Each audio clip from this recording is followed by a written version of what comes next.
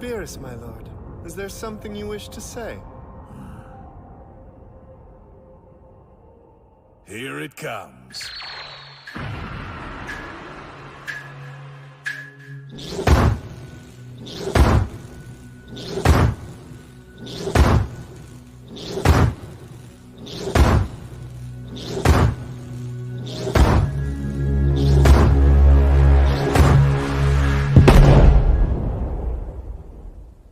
Warning. This is a global blackout. Testing the left speaker. Left. Testing the right speaker. Right. Surround successfully recovered. Ladies and gentlemen, give it up for...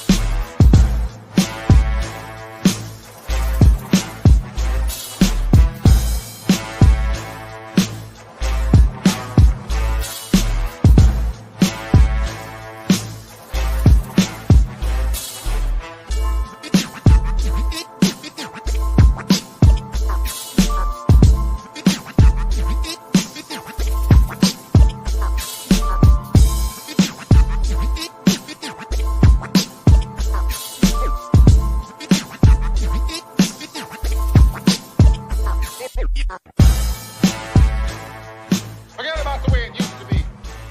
This is not a damn democracy. We are in a state of emergency, and my word is law. There's only one boss in this place, and that's me, the HNIC. What it do, Sorry, y'all? probably Once mid-adjustment. again, it is your boy King Kurt live, and we are back at it again on another wonderful Wednesday night. Just want to give a big shout out to Redbox for sending us love. Now streaming on Redbox on demand. Leah Gibson, Ryan Reyes Myers, and John Boy star in the action-packed thriller Mercy, facing a mafia takeover of her hospital. An ex-military doctor must rely on her battle-hardened skills as the only hope to save the day. Stream Mercy instantly on Redbox today. Rated R from Paramount Pictures. Sounds All hard. right, now that I got that business out the way, let's get this shit turned all the way up. We've got a full panel, and the white man was late to roll call. It's gonna be a good day. He looked like he was arresting somebody before he got here. What is that tattoo on your lip? Let's say he like a cop. I'm building my my Addison cosplay for What is day this one. boo boo on your? I told you about eating ass. I told you about Wow. Did you got a porn Not star. the beer butter. wipe your mouth before you come on. There's nothing wrong with eating ass. There's a certain way you got to do it, and you got to be clean about it. His mustache looked like wow, chicka, wow, wow. No, he looked like he pulled somebody black over before he got here. I'm That's so not the do you know how fast you were going? My Caucasian friends be like, I need that flavor saver. Why? Oh, don't play with my Why? boyfriend. That bitch gonna get thick and he gonna be a super villain. That was my one for the night, y'all. Now, and then my boy Pop coming in with the fresh, crispy lineup. You looking like an R&B star. I'm just trying not to die on Diablo. Oh God, I'm dying on Diablo. Okay, yeah, that sounds about right. Well, listen, y'all. Without any ado or hesitation, I'm super excited because we got a couple of new folks on tonight. We popping cherries. Hell yeah. Right. Consensually. And respectfully. I was. Well, I don't know about that respectfully one. upon I like to request. be disrespectful with my cherry popping. I But prefer either to be way, disrespected, but Ow. oh my God, it's the voice that'll get you every time. Y'all don't even know yet. All right, first and foremost, let's get to these introductions. As always, holding it down for the Midwest, my entertainment buddy. He always sends me all kinds of dope shit and be like, Kurt, we out here with Kanye. I'm out here with Diddy. I didn't tell you what we did last night, but I know it was nasty. Talk to him, BK. It's kind of like that, but I can't. Oh, I know. I did it. Wait, BK. I know what you do. You saw Diddy and was like, I got $40. $40 today. And if you nasty, I throw in 60. Damn. If you nasty. Got it. I don't pay. I get What? paid. Oh my God! I just got it.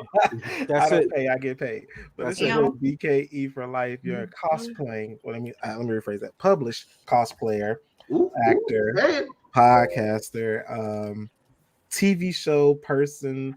Wherever they need me, I'm there because I'm there for a check. Check me out on Twitch, Instagram, Twitter, all the same thing. Yes, I get paid. Okay. Same name, BKE for life on all social media platforms. Hit me up, follow me. I'm just a regular dude who have fun. I mean, if you in certain groups, you'll see the fun I have. So hashtag Kasim said, I'm here for the Stacy slander.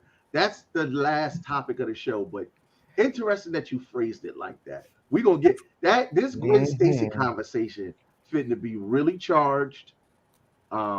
It's very much interesting because I'm really interested to hear everybody's viewpoint on it, because you fucking nerds can't just enjoy a movie and go about your goddamn day without looking at everything dramatic. So you made it drama filled. We gonna talk about it. Coming all the way from the Black Effect Podcast Network, holding it down as one of the most trippiest cuz of the trap nerds, holding it down all the way from Texas currently.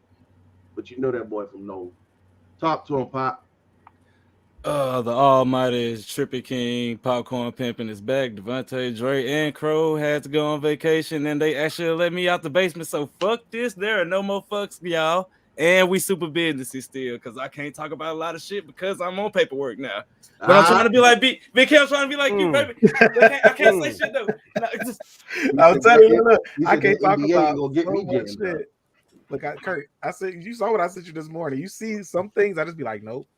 Yo, it's a lot. I put it like this. I am very proud and happy to say that the people and the creatives that I work with, not only do they elevate, but they find ways to help to elevate those in their circle. And that is something that is rare. You don't really get other people who say, hey, I found a step up. Let me reach my hand back and say, hey, you can step up with me. Or if that's not your lane, I'll help you any way I can. So hey, listen, I'm telling you right now, one day they're gonna talk about we're gonna laugh about doing shows like this and be like, damn, you remember when? And it's gonna be on cable network television with millions of Bro, views. with Tyler Perry owning every ain't goddamn lying. thing, we just might. And Tamika, it's go time. Once again, I still cannot talk about shit and have not talked about shit. I'm just saying, I don't want it. I don't want no Tyler Perry wig. That's all. Just Nah, there ain't gonna be no wig. I'm liking my natural hair. don't wig. You know, somebody tagged me in a post the other day because they see me on VH1, and I was just like, damn. You just like, it's a beautiful thing. It's like I filmed that so long ago, but okay, thank you for the rerun. You take it how you can get it. That's a great reminder, ain't it? Now, mind you, you know, I kind of fell off One Piece. I know Sensei mad at me. I don't give me that look. But nah, it was Shaq. The way Shaq looked at you when you said it was definitely Shaq. That's his sensei. He out here on these Instagram streets kicking the shit out of people. Muay Thai champion, Taekwondo Negro.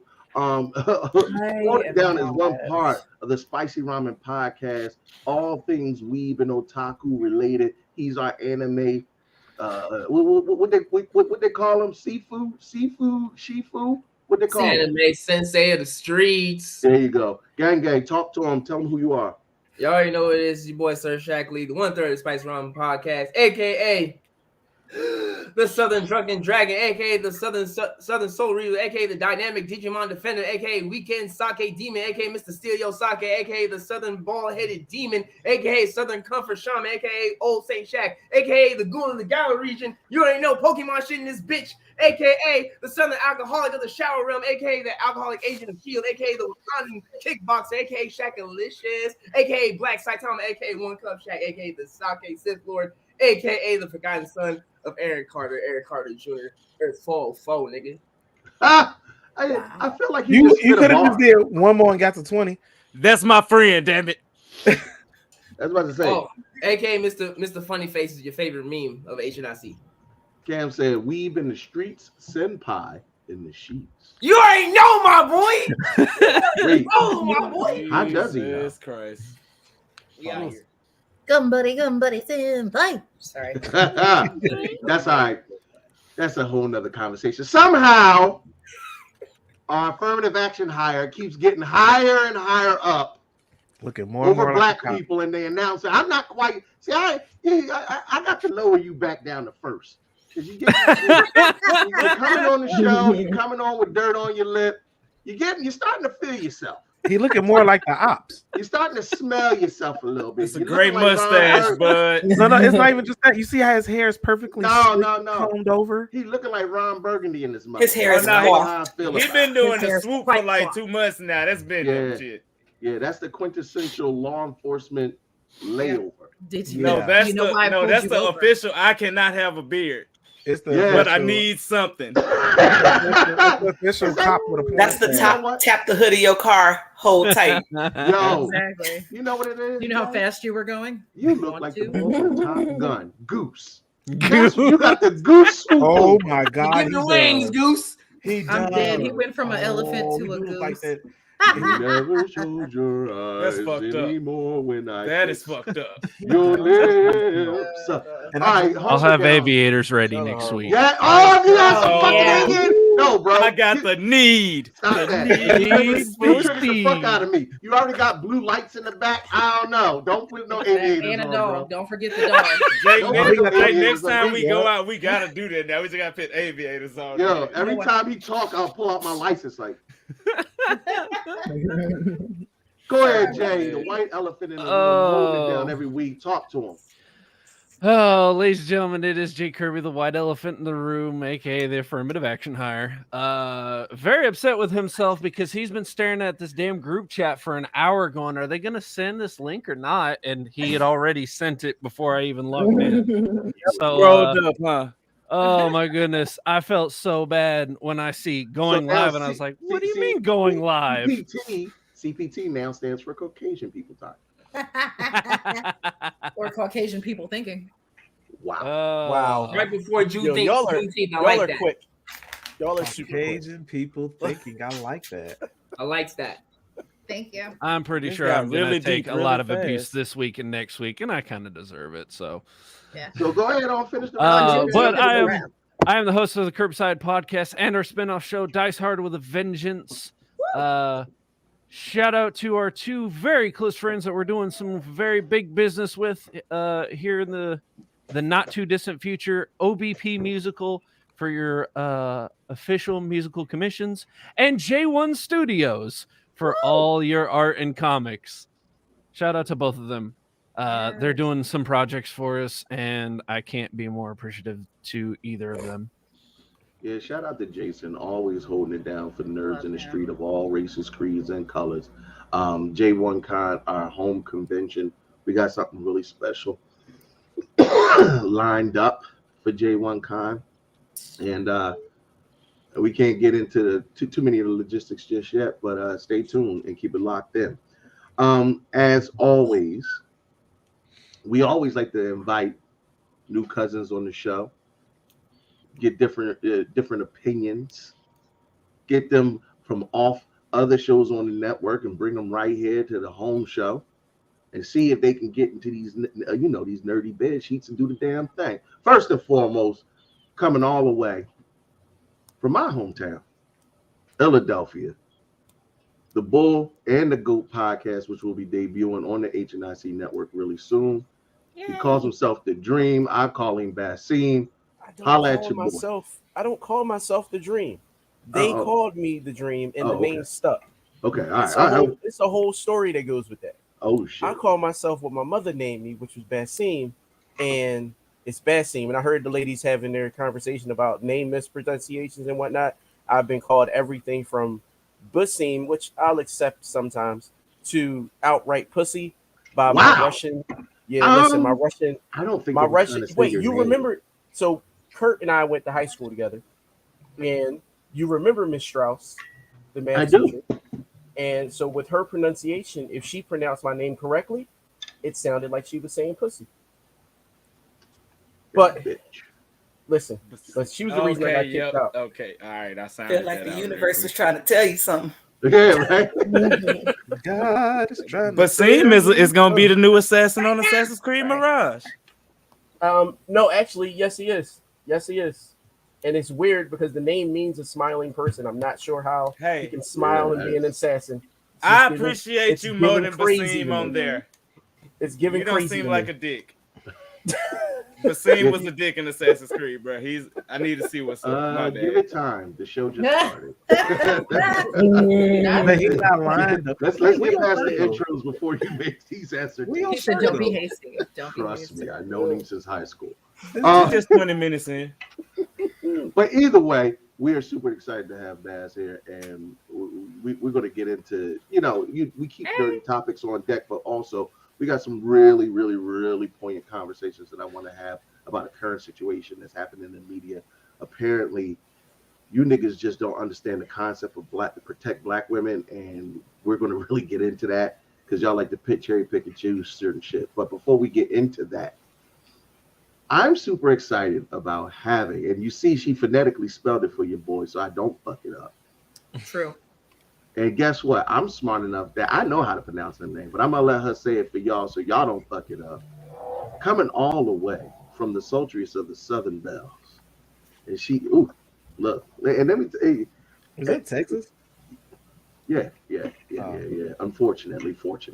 Wow. Listen, but she done been to Phil. We done had a good time. We ran around, had cheesesteaks and shit. We turned up. It don't matter what state you from. Showing love. Meet, talk to them. What up, babies? This is Antamika. Please get my shit right. I am this light skin in real life, and I just brought my titties so they could have a play date with Nina and Roxy. I love them. Bedtime story. And you know what? I'm not here to objectify. I am. You are here. They are welcome. Tender mercies. Would you call me your paid? I'm here to objectify. When I tell you this show just gets better and better every single tittier and tittier. Objectify me all you want for a fee, baby. I know. Look, hold on. Wait a minute. What I tell you? I got $40. $40 today. And if you nasty, I throw in 60. If you nasty. Oh God. Curtis, I'm gonna keep my comments to myself. All I require are the 3 F's, baby. If you are fucking me, feeding me, or financing me, we in there. Boom. I could do 2. I could do the one of the 3 or all 3. Me, I Well, usually since, reserve this for Teffy, but you know what? Yeah, let me eat your booty, babe. Let me eat your booty, baby. I know. Oh! Eat that booty on the west side. What's that? Eat that booty on the east side. East side. Best booty I ever ate. Woo! Oh, Booty. Go and spread your cheeks right now. Woo! Put your face in the pillow. Preach. Got my beard in your booty hole. Feeling like Brillo, yeah. Not like Brillo. Brillo. Booty, babe. Yeah, that sounds like Oh, yeah. Let me eat your booty, babe. Let me eat your booty, baby. It's Every sundress day is season. like Sunday Brillo. for me. Moisturize that shit. Listen, Oh, damn. Ruder to the tutor. All right, I y'all. can upgrade this bow. Now that we've already completely filthified the feed before we Not yet. even got through the introductions, holding it down from the DMV as always. Super appreciative of the way Nina has not only become a recurring personality on the HNIC.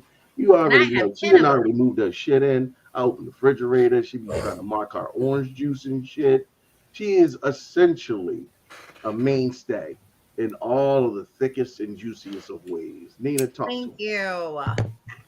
Hello and happy Wagon Wednesday. It is your favorite BBW from the DMV. It is Miss Nina Renee. Head to www.headnerds in charge for all of your merchandise needs. We have hats, hoodies, bags, bras, drawers, sneakers, you name it. We have it.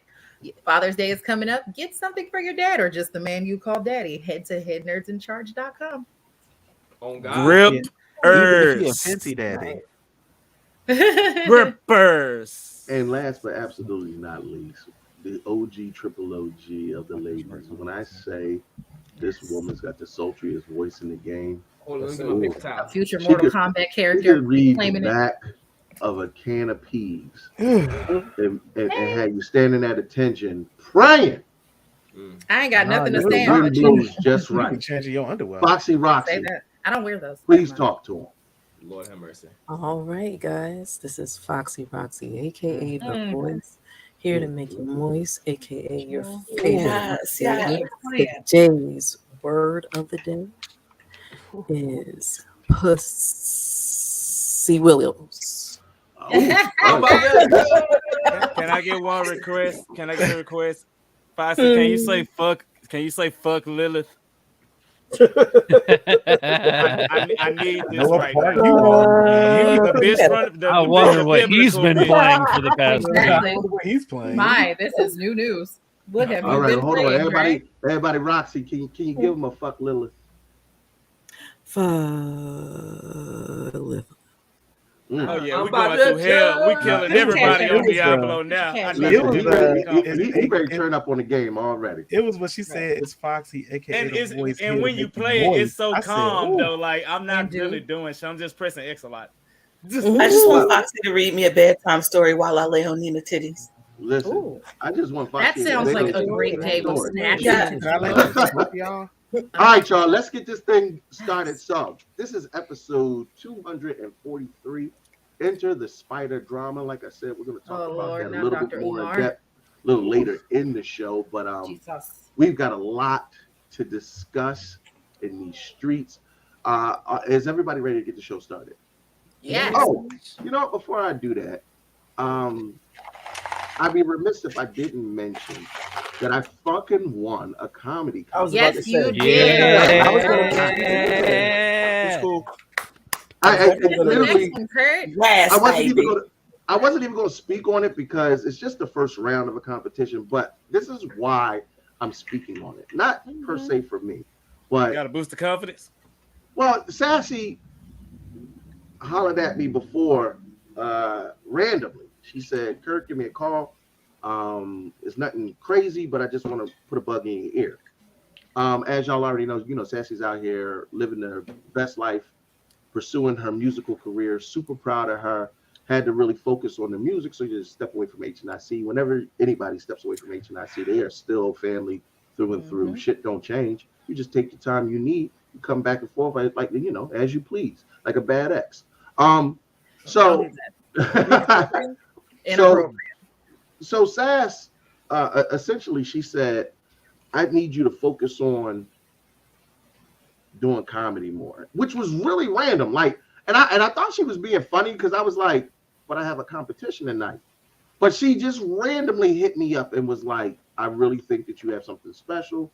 This, that, and the third. I want to see you really pursue that." And I was like, "Well, ironically, Sass, I was almost about to not go to this competition because I was like, what's the point? I mean, I do HNIC. I'm very content with doing HNIC. I only entered the competition as a means to promote HNIC further. Bitch, think big, bitch. Exactly. Think Don't be bigger, like that. bitch. But to me, this you is know what big. you was called for. Why you think I'm on the warpath? Think bigger. But that's the thing. For I'm me, already getting the title made. Doing this is thinking big for me. But Sassy was she just dropped.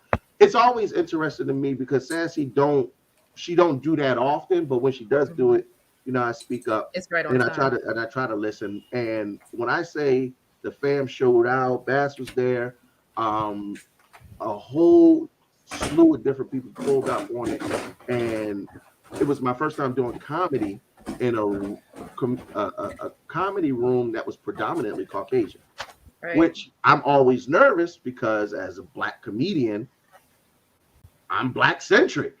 It just is what it is. And because the bull might miss that. Too. He missed that idea.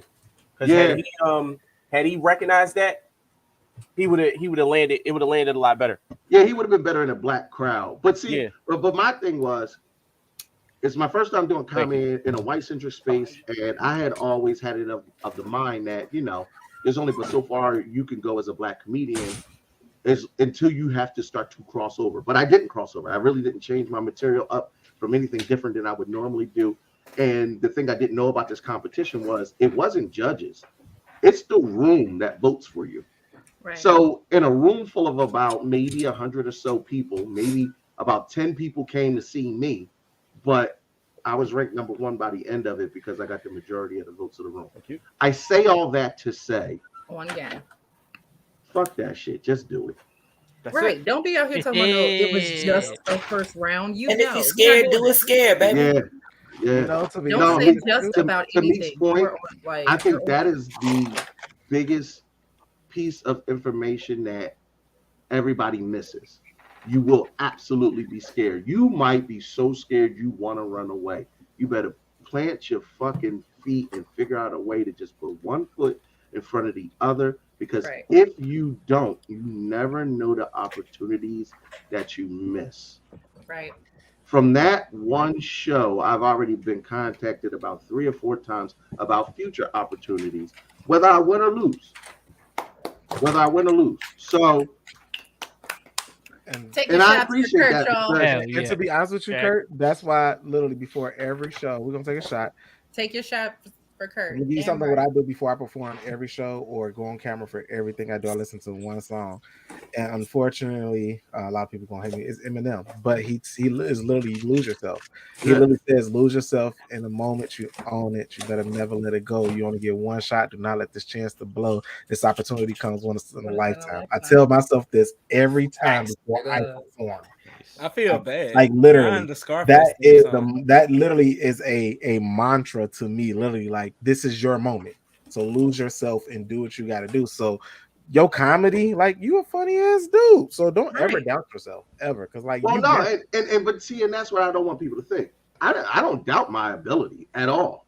I just don't see the importance of going one route over another, because I truly always believe I'll pave my own way, whether they let me in the door or not. But sometimes you have to be open to doing things that you conventionally would not want to do. That's the main thing. Even for those that are confident in your shit. Yeah. Do something. The end game not for you to see. Right. Right.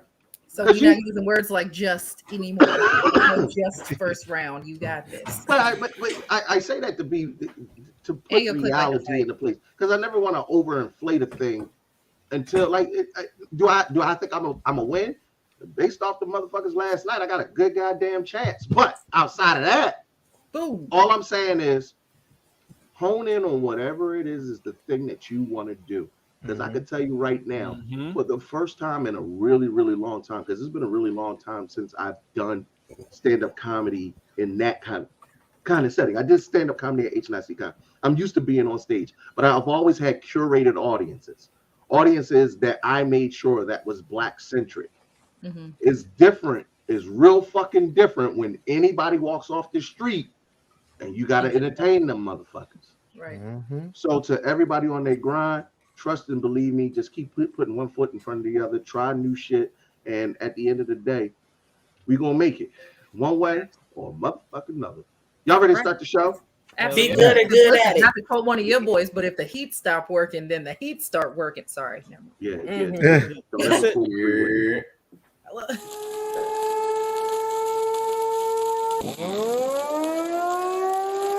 Chaga made it.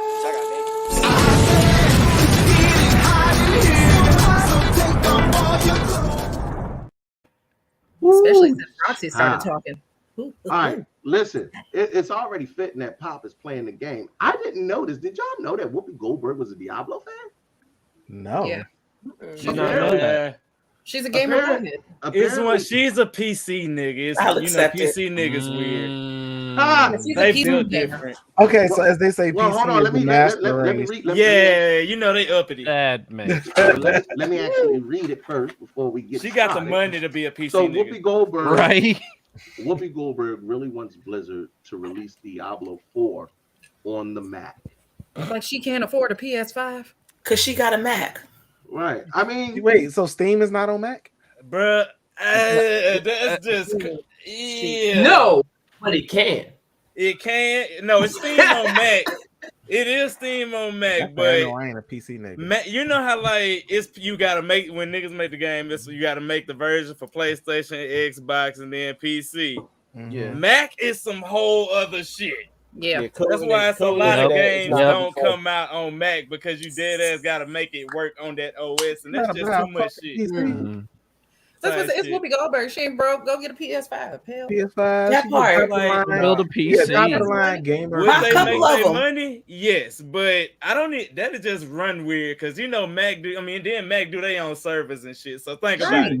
She you can't play with everybody. Top-of-the-line gaming PC with a G9 monitor. Literally, go get an Alienware or something if you just want to. She look like she owned one of the servers. Yeah, right. I'm pretty sure she already got it, and somebody just heard her say that and told paparazzi. Right. Well, either way, she carried her MacBook around a lot and was like, "I wish I could play Diablo on this." I'm pretty sure in between being saucy on The View, I'm pretty sure she's trying to get her game, and then Steam is definitely available for PCs. I utilize it myself, but I'm not a Diablo fan. I'm not sure, what the specs are to be able to run it off of a Mac. But at the end of the day, she got enough money to buy all the things. Just say that. Literally, just this writer strike is all the way in the way. Yeah. So they have halted production on not only Marvel's Daredevil, but also on the Penguin until this writer strike has ended. I guess my first question to the panel is, the Penguin or Daredevil, which one were you looking forward to most? Daredevil. Penguin. Daredevil. Wait a minute. Okay, hold on. Who said Penguin? It's Jack. DK and Bass. All right, Bass. Why Penguin over? Not being combative, but I would love to hear the answer. Because we haven't seen an updated version of the Penguin story, and we've never seen cinematically, we've never seen a full story about the Penguin. We've gotten the Joker, we've gotten a lot of other DC villains, but we have not gotten the Penguin. Wait, also the Joker, what villains had an actual story and movie? Well, no, they didn't have a named movie. They didn't have a named movie, but they also did. You're talking about how everybody got their origin story. No, bro. The last Daredevil we had was Ben Affleck, bro. Well, no, Netflix. with Daredevil, we also have the series. Like we've had the story Charlie Cox told a lot. I'm like in my end, it might just be me. I don't think Daredevil has like the most the best story between the two. If I like knowing the stories, I don't know about that one. I don't know about that one because Hold on, BK. Because to Bassine's point, I do want to point out that he made a very valid point, and I don't want that to get lost. In DC, they have, and now that I'm thinking about it, they really have given a lot of airtime to their villains, obscure villains. Harley Quinn's got her own movie. Catwoman got her own movie. Joker got his own movie. Like, well, majority of their stories, Suicide Squad. If you watch Gotham on the no, Peacemaker got his own fucking series. Yeah, I'm saying, but he's an anti-hero. He's not a villain. Peacemaker is absolutely a villain. What are you talking about? We'll debate that on a different episode. But the most shine. No, seriously, the villain stories were told on Gotham on a TV series. Yeah, but that was 8 years ago. We've had 5 Jokers since then. And then honestly, this was like Disney just announced that Daredevil is one of the 5 show movies in their MCU universe that's going to be rated R and one of the adult movies. They're actually making it rated R, and I was like, yeah, because he's gonna be fucking She-Hulk. That's why I'm got to. They're gonna show it weird. They're gonna show it. Hashtag put it on the hub. I don't really care for Pennyworth family and Penguin story. I know it. They even gave the fucking Butler a goddamn series. That's who, Alfred? Yeah. Alfred is a vital point to Batman in the Wayne family. Because Alfred, not just the butler. Listen, I'm not going to argue who's more important because I feel did you co-sign the Butler? Alfred is better. I didn't just co-sign a Butler. I co-signed Alfred. Alfred. Hold on. Wait, BK. Alfred was an assassin. You telling me we needed an entire series about Alfred? Alfred just ain't a butler. He's a stepdad. I'm asking Meek. Once he beat Superman ass in the comic, nigga, is your name Meek? I'm dead. Answer me. Explain to me. How Philly niggas get about the name an entire series about Alfred. Yes, because when has Alfred actually had an accurate backstory? Alfred does everything. Batman would not exist without Alfred. Wait, whoa. So y'all mean tell me I'm wrong? Tell me I'm wrong. Alfred would not. Wait, so we need an Aunt May. You mean to tell me? You know what? No. I'm just here for because Aunt May's not former MI6. Keep going. Batman is nothing but I'm sorry, Kurt. I'm I'm gonna take it. I've been waiting to take it, but I didn't know it was gonna happen this quick. He's gonna be provocative as fuck. Batman is nothing but a white privilege. And white privilege. Y'all gotta stop. And that's fine. However, Batman would be dead if it wasn't for Alfred. Alfred is a working class man that put in work. So you're telling me there's not another Alfred? He would be dead if it wasn't for Dick Grayson. He would be dead because he's a regular motherfucker. No, they don't count. Those are all kidnapped victims with Munchausen's syndrome. His ear watching everything he do. Alfred. Hold on. I'm not here for y'all to suck Bruce Wayne's back dick. I swear to God, I'm not. Fuck Bruce. I'm here for Alfred. I'm not doing it, but I am caressing the cape a little bit. He said Alfred's former MI6. We are MI6, Special Forces. Yes, I get Man's all got that. a whole ass resume. And he had all the hoes before he is a better fucking soldier, weapon, and sidekick than Alfred would ever be. And he ain't got his own movie series. Bruce wouldn't have even had the idea to be Batman without Alfred. Right. What canon is that from? I bet you can't make a box. I bet you can't make a box better than Alfred. His parents were never there. His parents was rich white folk going out to galas and shit. So what you're saying is I'd be Batman free if Alfred would have just taken it. Y'all can't talk over. Alfred is the most solid father figure Batman has. I agree. And yet he never took him to therapy. Exactly. He wasn't spending his money. Therapy. Look, white people still be white people, and that's not. Hey, you should fight crime. And then kidnap other kids to do it. You know what? Instead of working over your issues, let's kidnap some kids and give them your issues too. And when they die, best lives of their time. people. Except Damien. How about the fact that Alfred did not help Bruce go to therapy, but Bruce stayed taking the Joker back to Arkham? Kill this nigga. He is beyond psych. He's so crazy. He made Harleen Quinzel crazy. And but if he killed Joker, what he gonna do all day? Exactly. If he killed Joker, he's a billionaire. Listen, y'all gotta think about it. Okay. Gotham's homeless problem. No, listen, look. Right. If Batman did he wouldn't have made no money because no matter what you say, it can always get they flipped. literally they're for profit. They both got oh my God, contingency plans. we get it. Shit. This is a conversation that never ends. Daredevil will fortunately be rated R. That Bruce means Wayne maybe, didn't just contribute to maybe. the hood. What'd you say? Bruce Wayne didn't contribute to the hood. No, never did. Bro, He Alfred could have beat just up a lot of taken black the henchmen. Not never, but you know Alfred did. So the Witcher season 3 drops June 29th on Netflix. It's coming up. Are y'all excited for this? Is the last one with Henry Cavill? Yes. My Netflix account is getting canceled on July 1st. Wow. Are you gonna binge watch it? Of course, I'm gonna binge watch it. Oh yeah, mine's over after today. I finished Human Resources. Because wait a minute, I think they kicked in with the family can't be on that, John. Yeah, they kicked me off my friend shit, and that's okay. Netflix gonna get the middle finger on July 1st, like he said. I want this month for a reason. Look, they still told. Hold on, Kasim said Alfred shot Predator in the face. Okay, so that's plot armor. That's plot armor.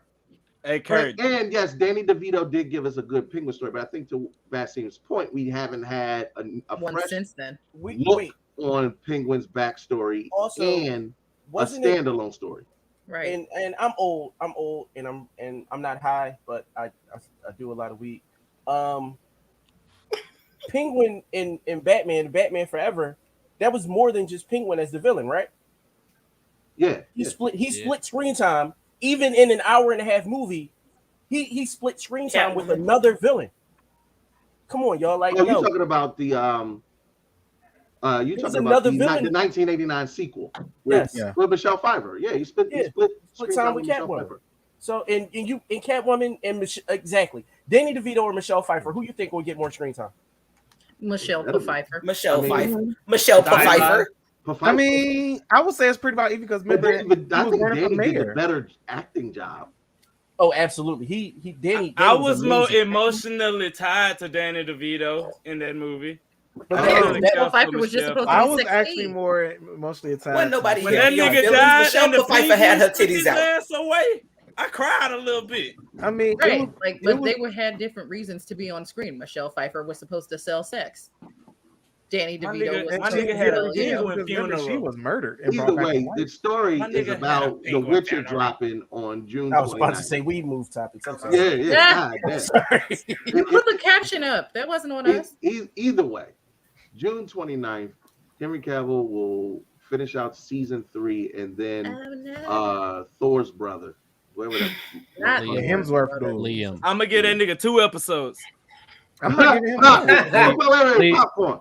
So you saying you watching all of season 3 and then you're done? You giving the boy two episodes? I'm gonna give ain't that Liam? Yeah, Liam. I'm gonna give him 2 episodes. Let me not like him. It's like he got the jawline for it, but I don't know. It's hard. It's hard to follow up Henry, my man. Nah, he drove Miley Cyrus crazy. I don't trust him. He didn't do that. She was born that way. Yeah, Yeah, she was already crazy. Her kill streak too. Nah, listen. Nah, she was a perfectly happy white Disney kid before that. Shit. Her dad is saying AK breaking. She was already crazy. You never start off clean at Disney. Exactly. Orlando Brown says what? Disney ruined you from birth. Go ahead, Cam. I don't have anything against Liam Hemsworth as an actor, as a performer, anything like that. I am 1000% done with the show when Henry leaves, because Henry's leaving because they're not following the books. And when Henry Cavill goes, "You're not making this show right. You're not making it right for the fans," and they go, "Well, then we'll just make it without you." Then I'm not going to watch it without him. He's a purist. I love that. Shout out to a guy that took the stance. I agree. Sounds like the same thing people said about American Gods when they kicked Orlando Jones off. Yep. I refuse to watch it because they kicked it's him not off. on TV anymore. If Mr. Anansi's not on there, fuck it. I've yet to see American Gods. I only want to watch it for Orlando Jones. Yeah. The minute that he's no longer That's when I on stopped. that- It was a great show, but that is when I've watched his speech repeatedly. I've never watched the show. Yeah, I'm what you mean. Like I didn't see that fucking sweet shit. That's what I need to play. Well, that's season 2, episode 1. So you got to watch the first season for that even to make sense. Right. But I hear you. I mean, I know who Anansi is, the mythology behind it, but I absolutely will watch up to it. But I just appreciate how Orlando Jones did such an amazing job with that one really scene. did. That's what resonates with a lot of people when they talk about the series. But again, you can't take mainstays in series X amount and then think you're going to have the exact same kind of success going forward. I mean, those Henry Cavill's shoes are huge to fucking fill. No different than with Superman. Whoever comes and gets casted next, my God, you're not gonna get a better Superman this generation. Get a better Superman than Henry. That would be like taking Peter Dinklage out of Game of Thrones and being like, "We got another mini-me." Like, fuck out of here. I love Peter Dinklage. Peter Dinklage set the tone. It would be the same thing for Kit Harington, Amelia Clark, like all of them. You're never gonna find another Joffrey. Well, I put it like this: they have done it's sad that we call it the Aunt Viv, but they did Aunt Viv, the bull in Game of Thrones, and nobody bat an eye. They Khaleesi's bodyguard, the one that But that was one day. It was one a whole season though. Nigga. It was like one season with this guy, and then the rest Jorah of the Mormont show. is her bodyguard. Period. Yeah. Well, I mean, before him. Either way. All right. Marvel has officially delayed Avengers 5 and 6, Fantastic Four, and Blade. And On this episode of We Can't Have Shit. God, because Blade has been under all kinds of turmoil with writing, and you don't need no D tier scabs trying to write this shit. Please, know that Blade is actually the Marvel standard. Yes, that's the OG. That's how we got back into this original action movie. And Mahershala Ali is supposed to play. Listen, do not play. And it's a lead role with a black superhero. Don't. We'll fuck you up. Real Also, bad. Fantastic Four has never been good. Ever.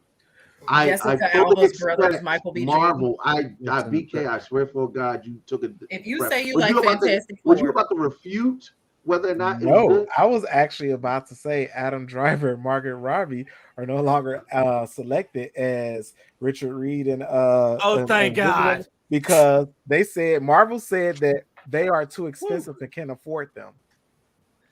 They basically said you're acting as bullshit. Marvel's got more money than God. They got the money, but they don't want to pay their price. God. They don't want Marvel to got Disney money now. Marvel got Bill Gates money, bro. I didn't want Adam Driver any fucking way. They ain't trying to fuck up again. as Reed Richards is a They're horrible looking for idea. a cheaper option. That's when you gotta stop. Like, whoa. Well, first of all, they already casted a woman to play Thing. A woman? What? Yeah. That contract must ain't got signed yet.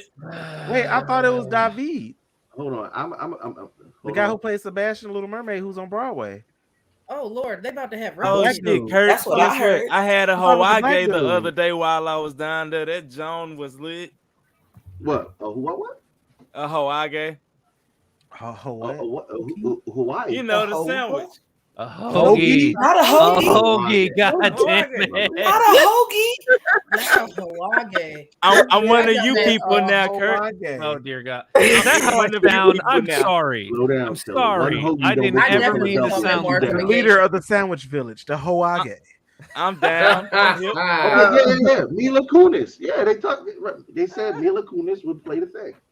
She gonna have That sounds awful. Oh, That's okay, skinny yeah, that ass never got signed. I know exactly what you're talking Yeah, about now. I was about to Ned say, yeah, 'cause Griffin they is gonna That's be one the of thing. those, like, once again, they said it, and Shut somebody up, heard Meg. that told somebody moment. Exactly. Shut up, thing.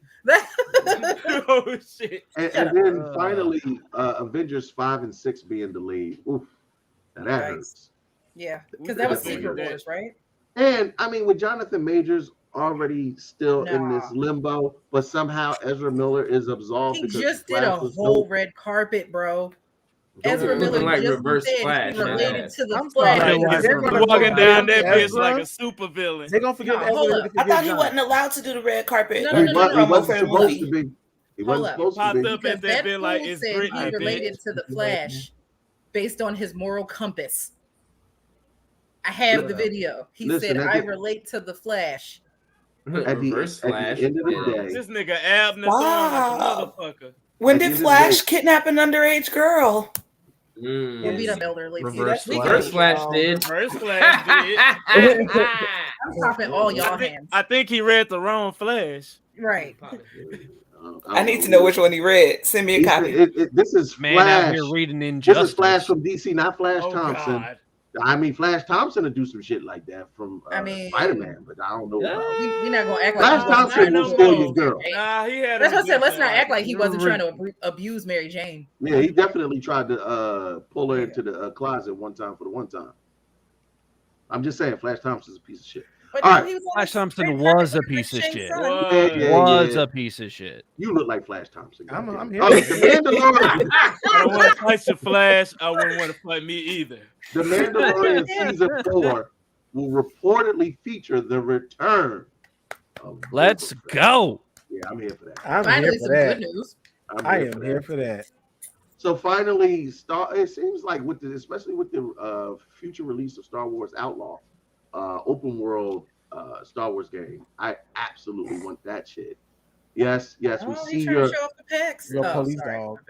My bad. listen. When fandom is fandom, but sometimes nerd shit is life. I mean, fuck it. I think all of us have some form of a nerd tattoo. No, Genuine. not yet. Not yet. Not yet. Not yet. Wait, hold on. I know I do.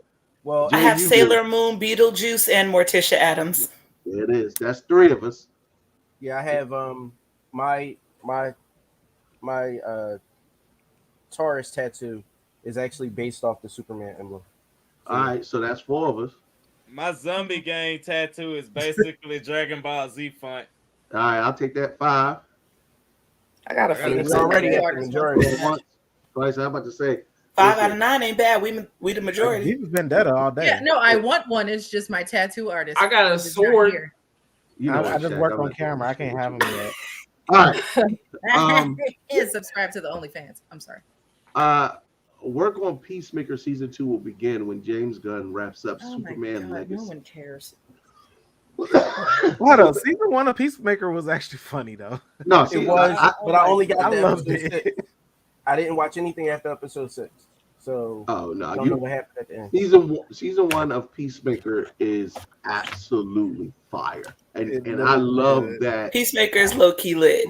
Yeah, no, I think it's high key lit. Like I was Well, it's kind of very high key. I put it like this. I think I would rather watch Peacemaker than Luke Cage. Ooh. No, I ain't giving you that. I'll give you that. I'm not giving you that. I will. Bold words, sir. Bold words.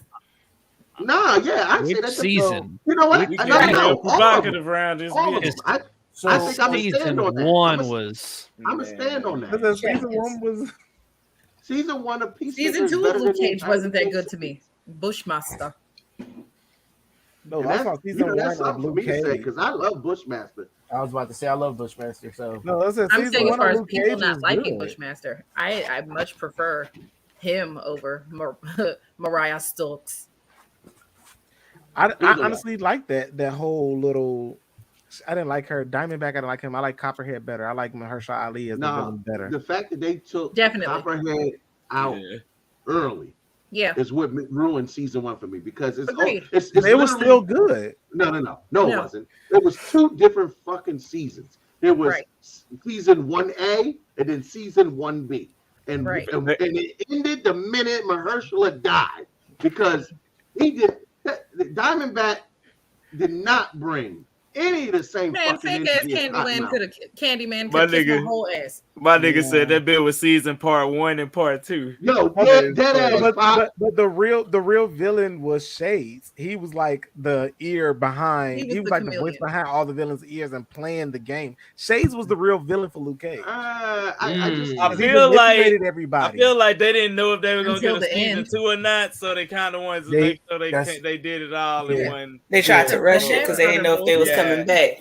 Right. Yeah. Because You it know was how Marvel Netflix with be. Jessica Jones and all of that. Marvel definitely they pulled almost that didn't rug. do It's like, yeah, all this shit. Wrap this up. This is a Right. Close this club Exactly. down. Who taking the Biggie picture? I'm just saying. Oh, I want that big. Anyway, all right. So, and Kurt's birthday's finally, coming up in August. Vin Diesel announces that Fast and Furious 11 will arrive in theaters in 2025. Oh my god. Lord have mercy. Look, I'm a fan of Fast and the Furious, and please make it stop. Please. At this point, Vin, make it.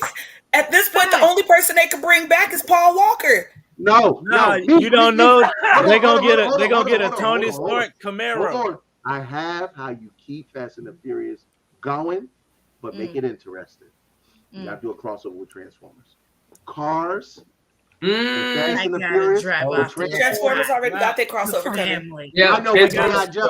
And I said, fuck that. Bring the family. Bring it back. Spoilers into a Sharknado. Spoilers or no? Yes, I do Sharknado.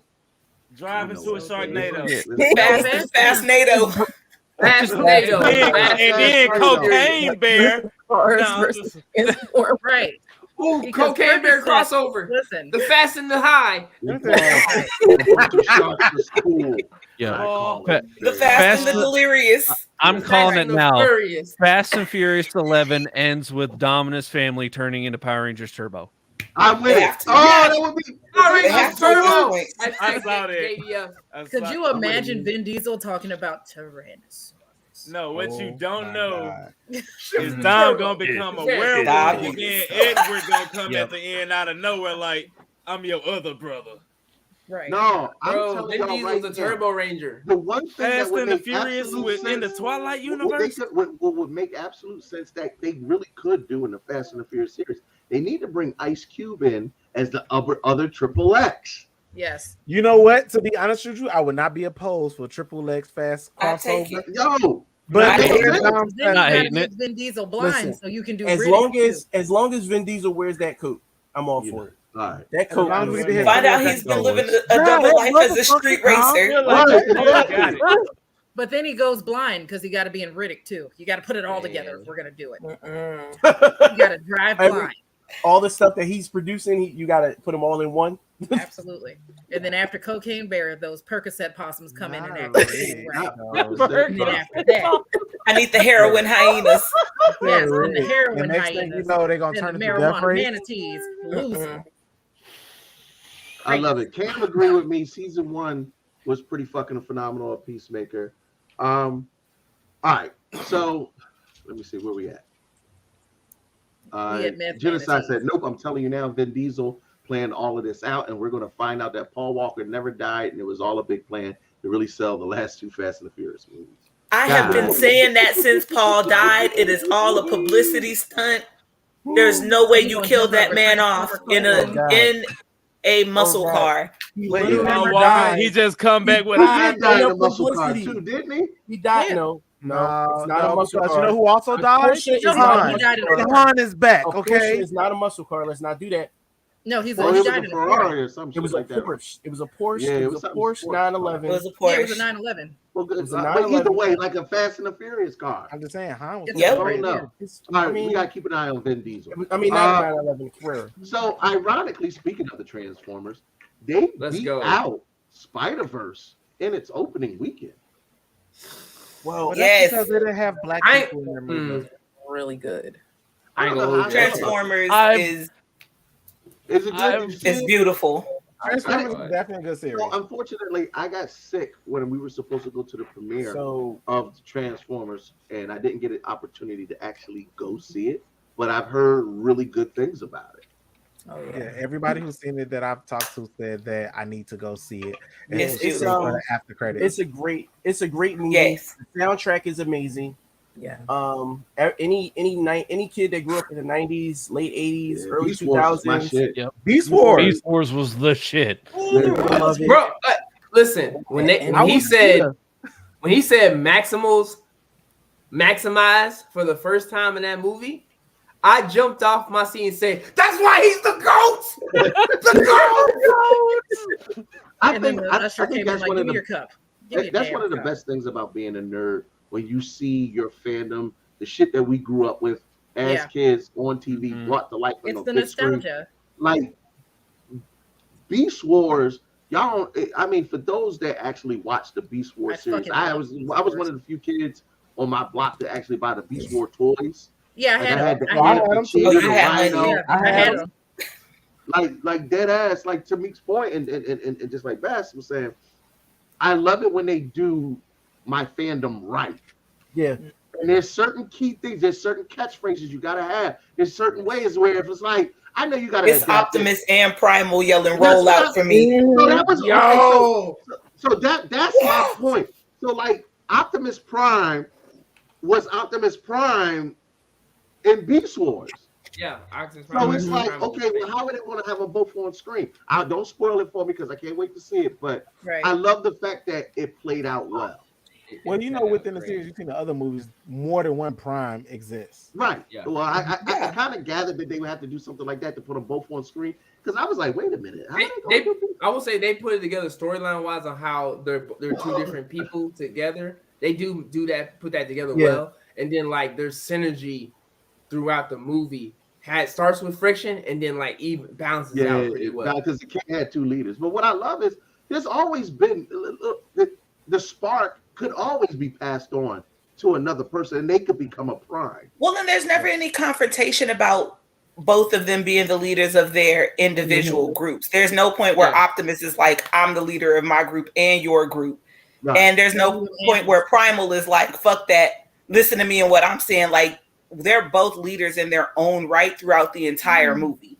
They're both primes the entire movie. Yeah, I love it. Listen, I'm here for it.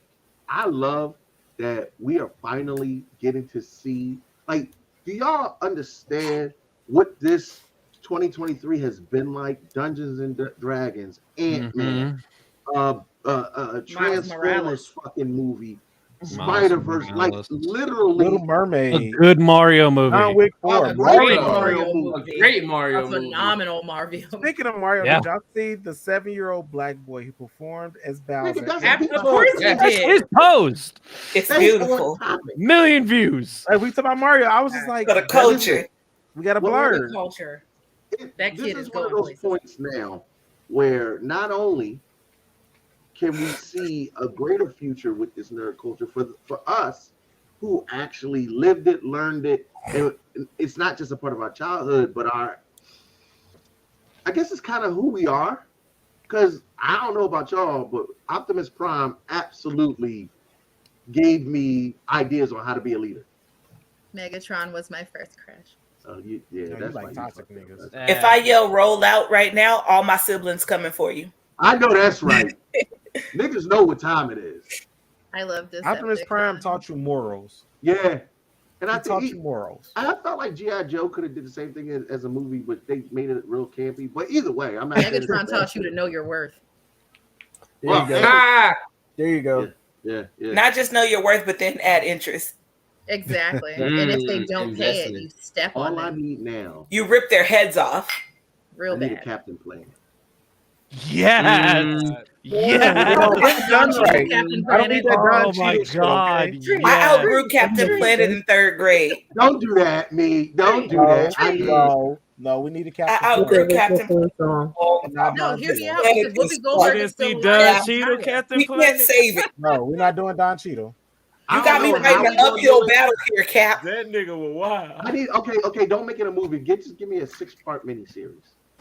Just think Whoopi I give it Goldberg's 12 episodes. Go for it. I'll take that. Yeah, I'm with it. Look, But I need Flex Alexander to play Cap. On me. How about that? It could really be on some shit that they did for the Power Rangers reunion. Just give me a one-off 90-minute that was movie. Awful. I know that shit was terrible. No, can we? I didn't even watch it to hold you. I didn't realize the I acting was watched it that out of bad. nostalgia, and let me just say this: it's like we never left 1990, and I was like, that's what they wanted. They wanted that. Yeah, because your man was really trying to breakdance karate. Still. I think Like, nostalgia is getting played out. Don't do They're that. trying to overplay the nostalgia factor. That's not do, Walter. What makes you say that, me? Not getting into it. Everything is about nostalgia these days. There's not a single new idea going on right now. Everything that's going on that's popular right now is nostalgia. So I have a reason for that. Because people over 40 spend money. People under 40 don't have money. So they connect with us in our childhood. I don't know about that because my daughter makes more money than I do. All right, but they don't spend it. They don't spend it. That's the difference. They're not going out and spending the guabs of money that we do on our childhood favorites, because you got to think about the fact they have cell phones because they still got hope. Exactly. And I'll change that to 30 years old, not 40. I'll say the rest of us grew up and realized, baby, this money not coming with me when I die. I'm gonna be happy while I'm here. Kids still got hope. They got savings and shit. I ain't even go front. I'm kind of I use my adult money to buy all the shit I couldn't afford as a kid. Exactly. Bro, that's it. Because right now they know how many stories I have now. They don't have cocaine. My fuck it, I'll get paid again game is serious. Cocaine. They don't have a Teletubby. What'd you say?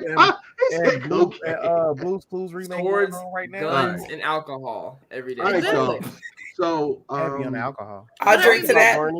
We were the last kids to go outside. Speaking of They the had phones. Spider-Verse, Metro Spider wants some more, nigga. Actually has topped all of the Spider-Man movies. Let's go. We be outside for Spider-Verse. So as it should. Let me break this down real quick. The first Spider-Verse movie got a 97% on Rotten Tomatoes, which was the best overall. The first Spider-Man, Miles Morales, beat out every Spider-Man movie. And then Spider-Verse came along, fell 1% short, but still is the second best of all the Spider-Man movies. That's because it had all the Spider-Mans in it. That's amazing. Playing on that nostalgia factor again. I don't know. No Way Home was a perfect Marvel movie, in my opinion. And it's the highest rated Spider-Man movie. You put Can we separate and animated and live action? Can we literally separate live and animated? So we got to put them together. Why? I'm gonna go with Miles Morales. These days, yeah. Only because of what happened in this recent one. Not even just the recent one. The first one, just the story of Miles alone is better than Peter Parker. The story arc's better. I unequivocally disagree. No, but oh no, Peter got a hell of a story. Yeah, he does. Uncle Ben dying is literally one of the most pivotal. Thank you. Fuck. And I had to have a white man correct me. God damn it. I'm just here for you. I'm just a spell check. Peter Parker is one of the only Marvel characters that's been with every faction. That's true. But you gotta understand, his origin story was one of the first time they really used tragedy in Marvel. Like DC is known for that shit. Batman is literally a Batman-esque origin. Yeah, Spider-Man was Stan Lee's baby. Even Stan Lee vetted for Spider-Man above everything else. The reason why I say I think Miles Morales is pivotal and better, and why it's voted better, not only due to his story and because his canon event was his fucking uncle. Like that's the person he related to and took him under his wing and everything. But you have to understand that Miles represents two cultures who have been heavily not represented in comics, cartoons, and animation for years until recently when they started including black and brown people. Miles represents black people and Puerto Rican people, which is the Hispanic culture. We get that gist, but that doesn't negate the fact that Miles doesn't have a better origin story than Peter Parker. It's not. I think it's Bombastic Bag Man? Come on. What's the word I'm looking for? BK, I think I got you. I'm trying to find the word. I'm trying to it's more. It's like Miles has a bigger impact It's relatable. It's more relatable. Well, black people Yeah, and brown people, I get that, but that doesn't mean anything for the overall. Oh like, no. I mean, so I'm gonna just say this: we get it. As black people, we see people we love die every day. So Uncle Ben dying wasn't shit for me. I'm sorry. It's like, oh, It wasn't for me. It wasn't. It wasn't shit for me. I'm literally. We see It people wasn't. that we love I'm die sorry. He's from every Chicago. day. That's why. It didn't give me the same goosebumps that it gave y'all. Obviously, But it's not just about Uncle Ben dying. Peter's story is extensive. It is, but then again, it's intertwined with so many other factions of Marvel. Sorry, his parents died at a young age. And but hold on. BK? What is so extraordinary about Miles's background? I mean, what is it? What's so extraordinary about his origin story? Yeah, his uncle died. Okay, so Miles's background is every minority boy's story. Yeah, like I'm not saying what's so impressive about it. Not necessarily. He came from a 2-parent household, but still, like. Well, that's a stereotype, actually. Black man, daddy. I mean, no, it is. It actually is very common. But I just love the fact that we actually get to see a blend of two cultures. We get to see the Hispanic and Black side simultaneously at the same time. Black Spanish people. What I'm saying is, what makes his origin story special? What you mean? It's like he's literally okay. So when Miles first came out, I don't know if people actually remember. Before it was with Marvel, it was kind of what was it? You can't just give me the bullet points of what makes it. I'm trying to understand. When he first existed, a lot of people don't remember, but Miles was actually bi. A lot of people don't remember that part, but they took that part out. When he first was exposed to the world, that was one of his points, and I related to him. And I was like, how they gonna spin this? How they gonna do this? And it's literally he navigated the world as a Black, Hispanic, and a bisexual ass dude. And okay, I know a bunch of them. That's because you in the lifestyle. Like, come on, don't do that. But that doesn't make it a better origin story. That made him better. Being bisexual don't make you special these days, though. The motherfucker got bit by a spider, took his ass down to a wrestling ring to beat somebody the fuck up, literally whipped his ass, let somebody run out of there as he was robbing the joint, and the motherfucker he let go ended up shooting his uncle and dying. And then his uncle says, hands down, one of the greatest lines in all of comic book history. With great because I said what I said. Bombastic Bagman, Spider-Man's crossover with Fantastic Four is the greatest Marvel crossover of all fucking time. Outside of him being gay, Latino, and Black. Wait, I got a rebuttal to that. Because let's just say if the guy was Black, he probably would have stopped him. But still, let's just say this. Yeah, his uncle died and told him that, but Miles had the best line of all time. I'm tired of telling people what I'm supposed to do with my life. I'm going to create my own story. That's the greatest line of all Spider-Man right there. With great power. No, it's not. With great power comes great responsibilities. Listen, I love Miles Morales, but Uncle Ben. I swear to God,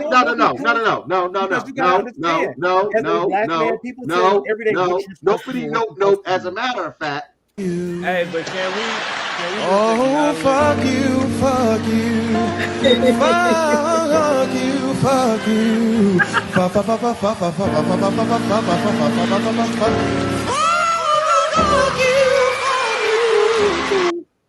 Did you just can we also say that he said that right after he said that after he saw Peter die? I relate more to Miles.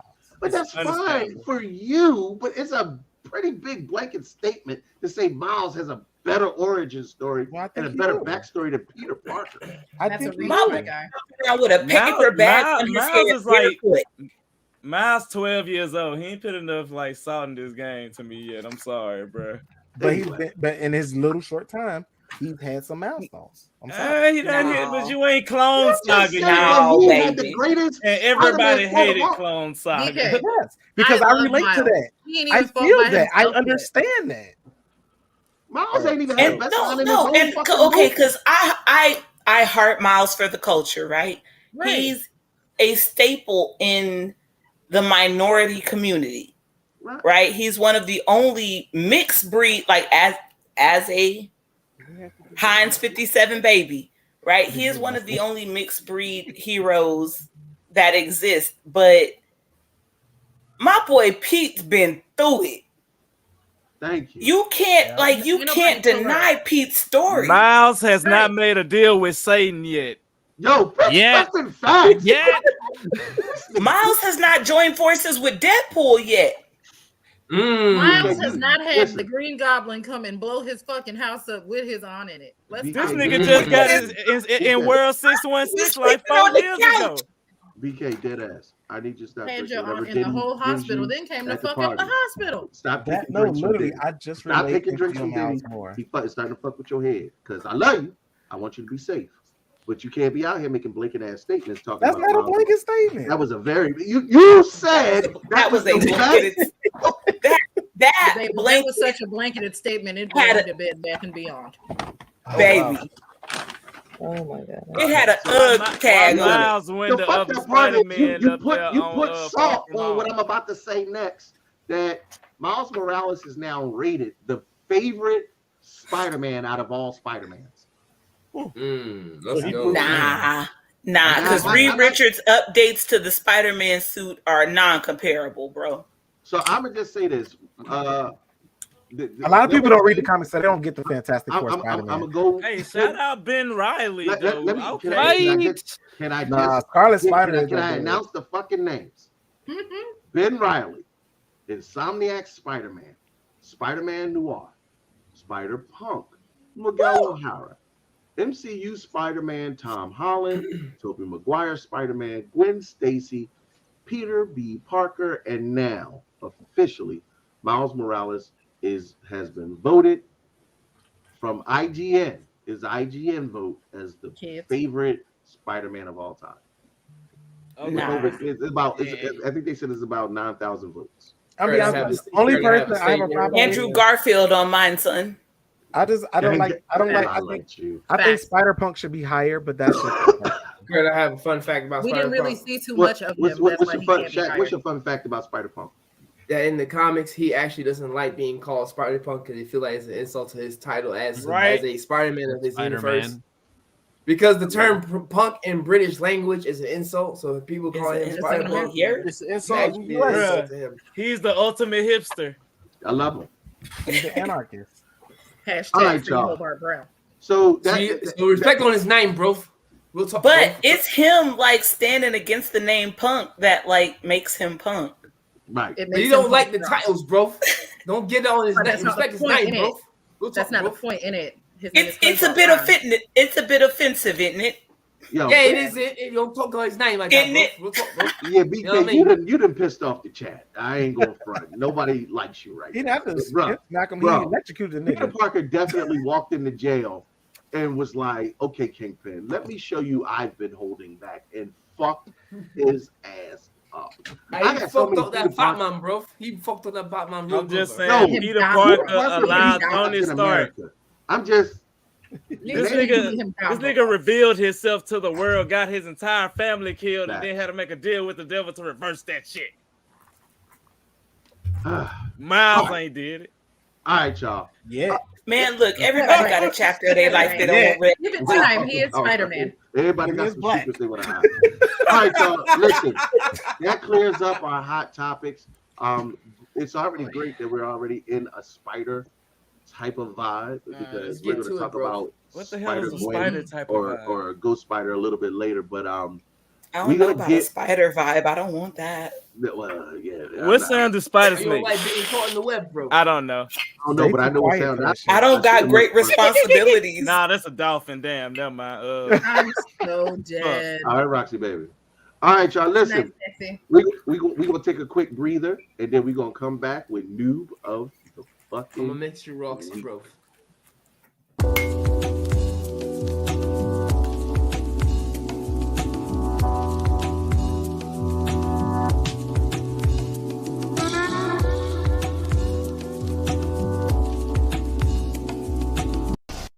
On the Lord of Hero, Nick. On the Lord of Hero, Nick. On the Ricky Ticky Low while living #1 Nickelodeon.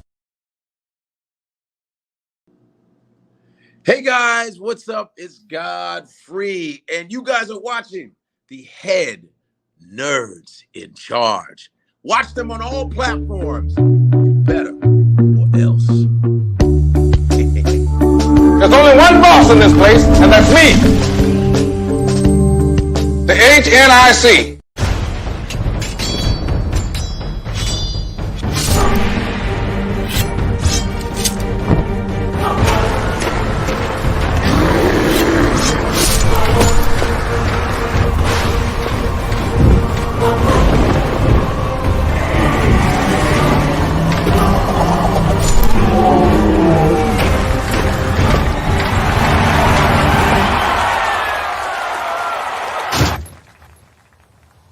Noob of the week.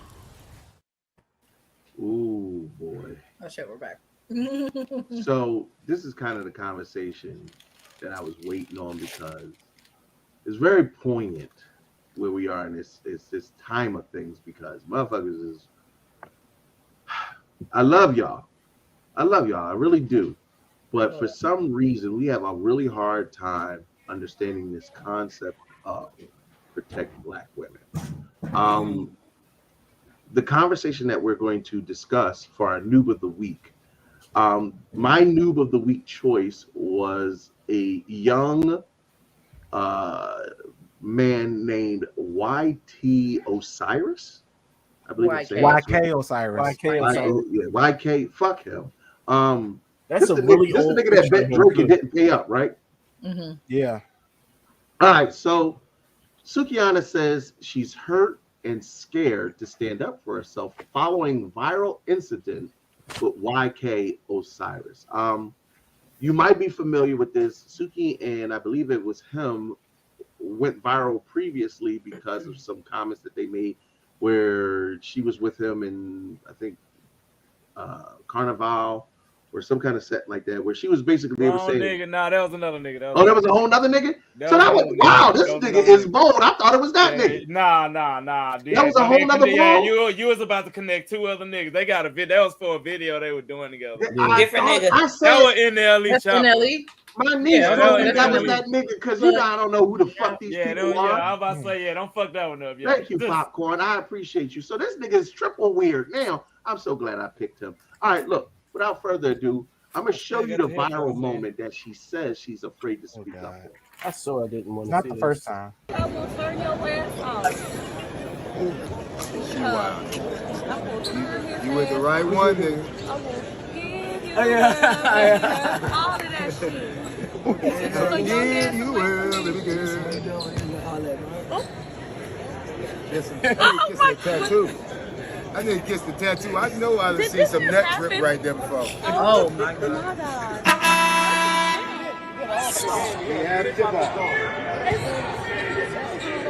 Oh my. Oh, see already.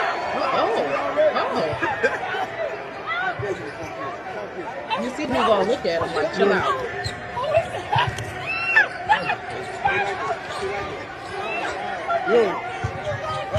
Everybody looks so uncomfortable, but nobody stands up. Nobody gives shit. Nobody says a fuck ass thing. I have so much Live here and trust me. I have so much to say.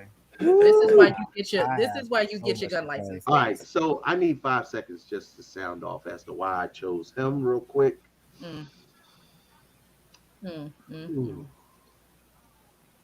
I hate Pretty cringe. Seeing so many of you in the comments talking about her music, what she portrays, what she displays, how she carries herself, how she dresses. You motherfuckers, and I've been doing this show a really long time.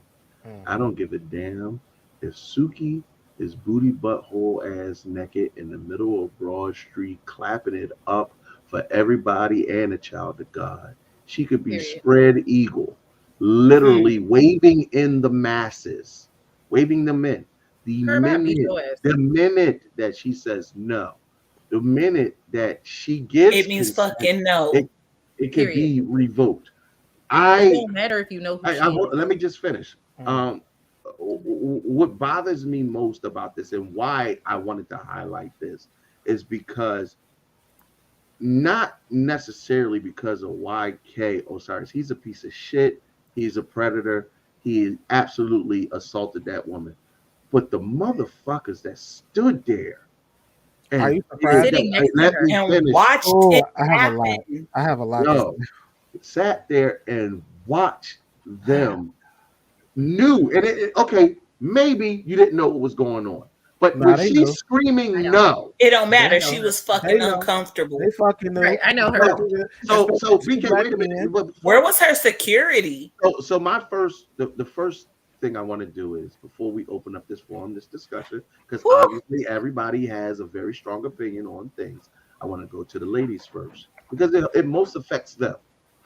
I'm gonna go to Meek first. Meek, how did you feel about that?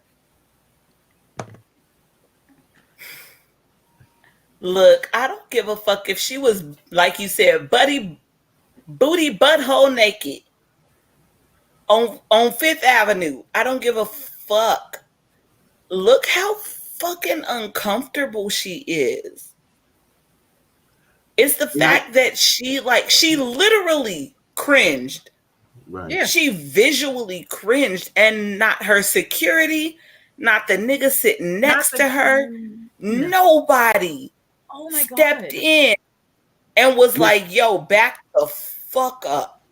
And Megan, I don't mean to interrupt you, but I keep forgetting. For those that are listening on the podcast, the video was played, but obviously y'all didn't get the visual. I'm just going to give you the visual real quick of YK Osiris was basically grabbing her by the throat and attempting to kiss her in front of a panel of people that she was doing a live show with. As he tried to kiss her, she tried to turn her face away. She told him no. Obviously, you can hear the audible no, but he continued to try to grab her by the throat and force her to kiss him. When he was finally rejected, he kind of laughed it off and went over to a couple of other men to kind of get that cosign like she tripping, but it was definitely cringe as fuck. Sorry about that, Meek. I didn't mean to interrupt you. No, and because that's relevant, right? Right. Everybody who was involved in that situation laughed that shit off. Mm-hmm. Her security didn't step in. The people who were producing, who were putting on the show, nobody fucking stepped in. But the fact, look at her face, bro. Yeah. Yo, if she would have opened palm, slapped the fuck out of him, she would have been well. She should have rocked his shit. So Nina, she should have rocked him. Keep your, first of all, I don't know where the last place your mouth been. Right. But let's talk about the sanitary aspect of the situation. Where was your mouth before you had your mouth up on me? And it's the fact that nobody who was with her, whoever called himself being her dude at the time, nobody, not an audience member, not a producer, not a production member, nobody said nothing. Celebrity is not like, even not that it matters, but it's like, bruh. Nina, how did you feel about it? I have a lot of different things to say, and I'm typically not the censored person. For the joke to be that he kissed her, and for Duval to say, "I've seen a video where Nut was right there." What does that have to do with the fact that there's ongoing contact? Duval, eat a dick. There's a height requirement, you bitch. I said what I said. The fact that was the first thing out your mouth, instead of helping that woman, we already know what you want. Your Twitter already told us how you feel about Black women. So it's fuck him. Second of all, the fact that this woman was surrounded by 3 men and a cameraman, and all y'all did was look at each other, turn away, do this, do that, the whole time, and dap each other about it, sitting gaping open in shock and awe. Did anybody say, "Are you okay?" This nigga's rubbing her shoulders. It's coercion. What are you not understanding about that? This woman is audibly uncomfortable. And nobody did a fucking thing to help. So I don't want to hear anything when everyone's like, Black women this, Black women that. Keep that same fucking energy when you saw this grown woman go from fight or flight, when she has told you the things that she's been through, when she has tweeted these things. Her Twitter, she is absolutely devastated. Okay, she has songs about sex. So does Little Kim. Does that mean we drag her ass in the street and touch her when she doesn't want to? No. But the fact that she said, "Oh no," when you kissed her face, and you proceeded to force yourself to not only pull her back by her neck, but shove your tongue down her throat. Now she'd have yanked your fucking balls off. She's the problem. And everybody taking that shit as entertainment. just entertainment. It's funny because it's always Suki. talks about sex. Yeah, I think now I want to go to Sukiana's response after the fact. Suki tweeted, "I am hurt. I am scared to stand up for myself." You should She read followed the tweet that up under with other tweets that says that was definitely out of pocket. Looks like he was forcing himself to do that. He always seemed kind of weird. Now it makes more sense. Nah, Suki, you have to stand up. We need you, us women as a whole. Your occupation does not dictate your character. I don't give a fuck. So what? She could talk about eating a grown man's ass, do whatever she wants. All of it's consensual. That wasn't consensual. I really hate when y'all play these respectability politics as though it's okay to assault, harm, force yourself on a woman because you don't think she's up to your moral standard, but yet you want to fuck her. Bass, I know you can visibly see her cringe. Yeah. As that shit happens to her. She literally was like assaulted. And everybody in the audience laughed. As a father of daughters, I would like to get your opinion on that. Break the law. All right, so I'm gonna start here. First off, a few things. One, I'm not a fan of Suki. By no means. And I've not ever really been a big fan of Duval. Fuck him. But now I'm definitely not a fan of Duval. I like Suki for her commentary. She's cool. She's funny. She's witty.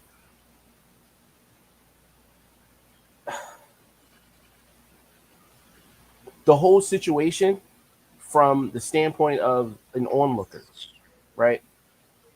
To me, it didn't look like a skit at all. So like the audience's response was almost like they were responding to a skit, but the rest of the panel didn't look like they were responding to a skit. It looked like they knew exactly what knew exactly what was going on. It looked like everybody knew what was going on except Suki.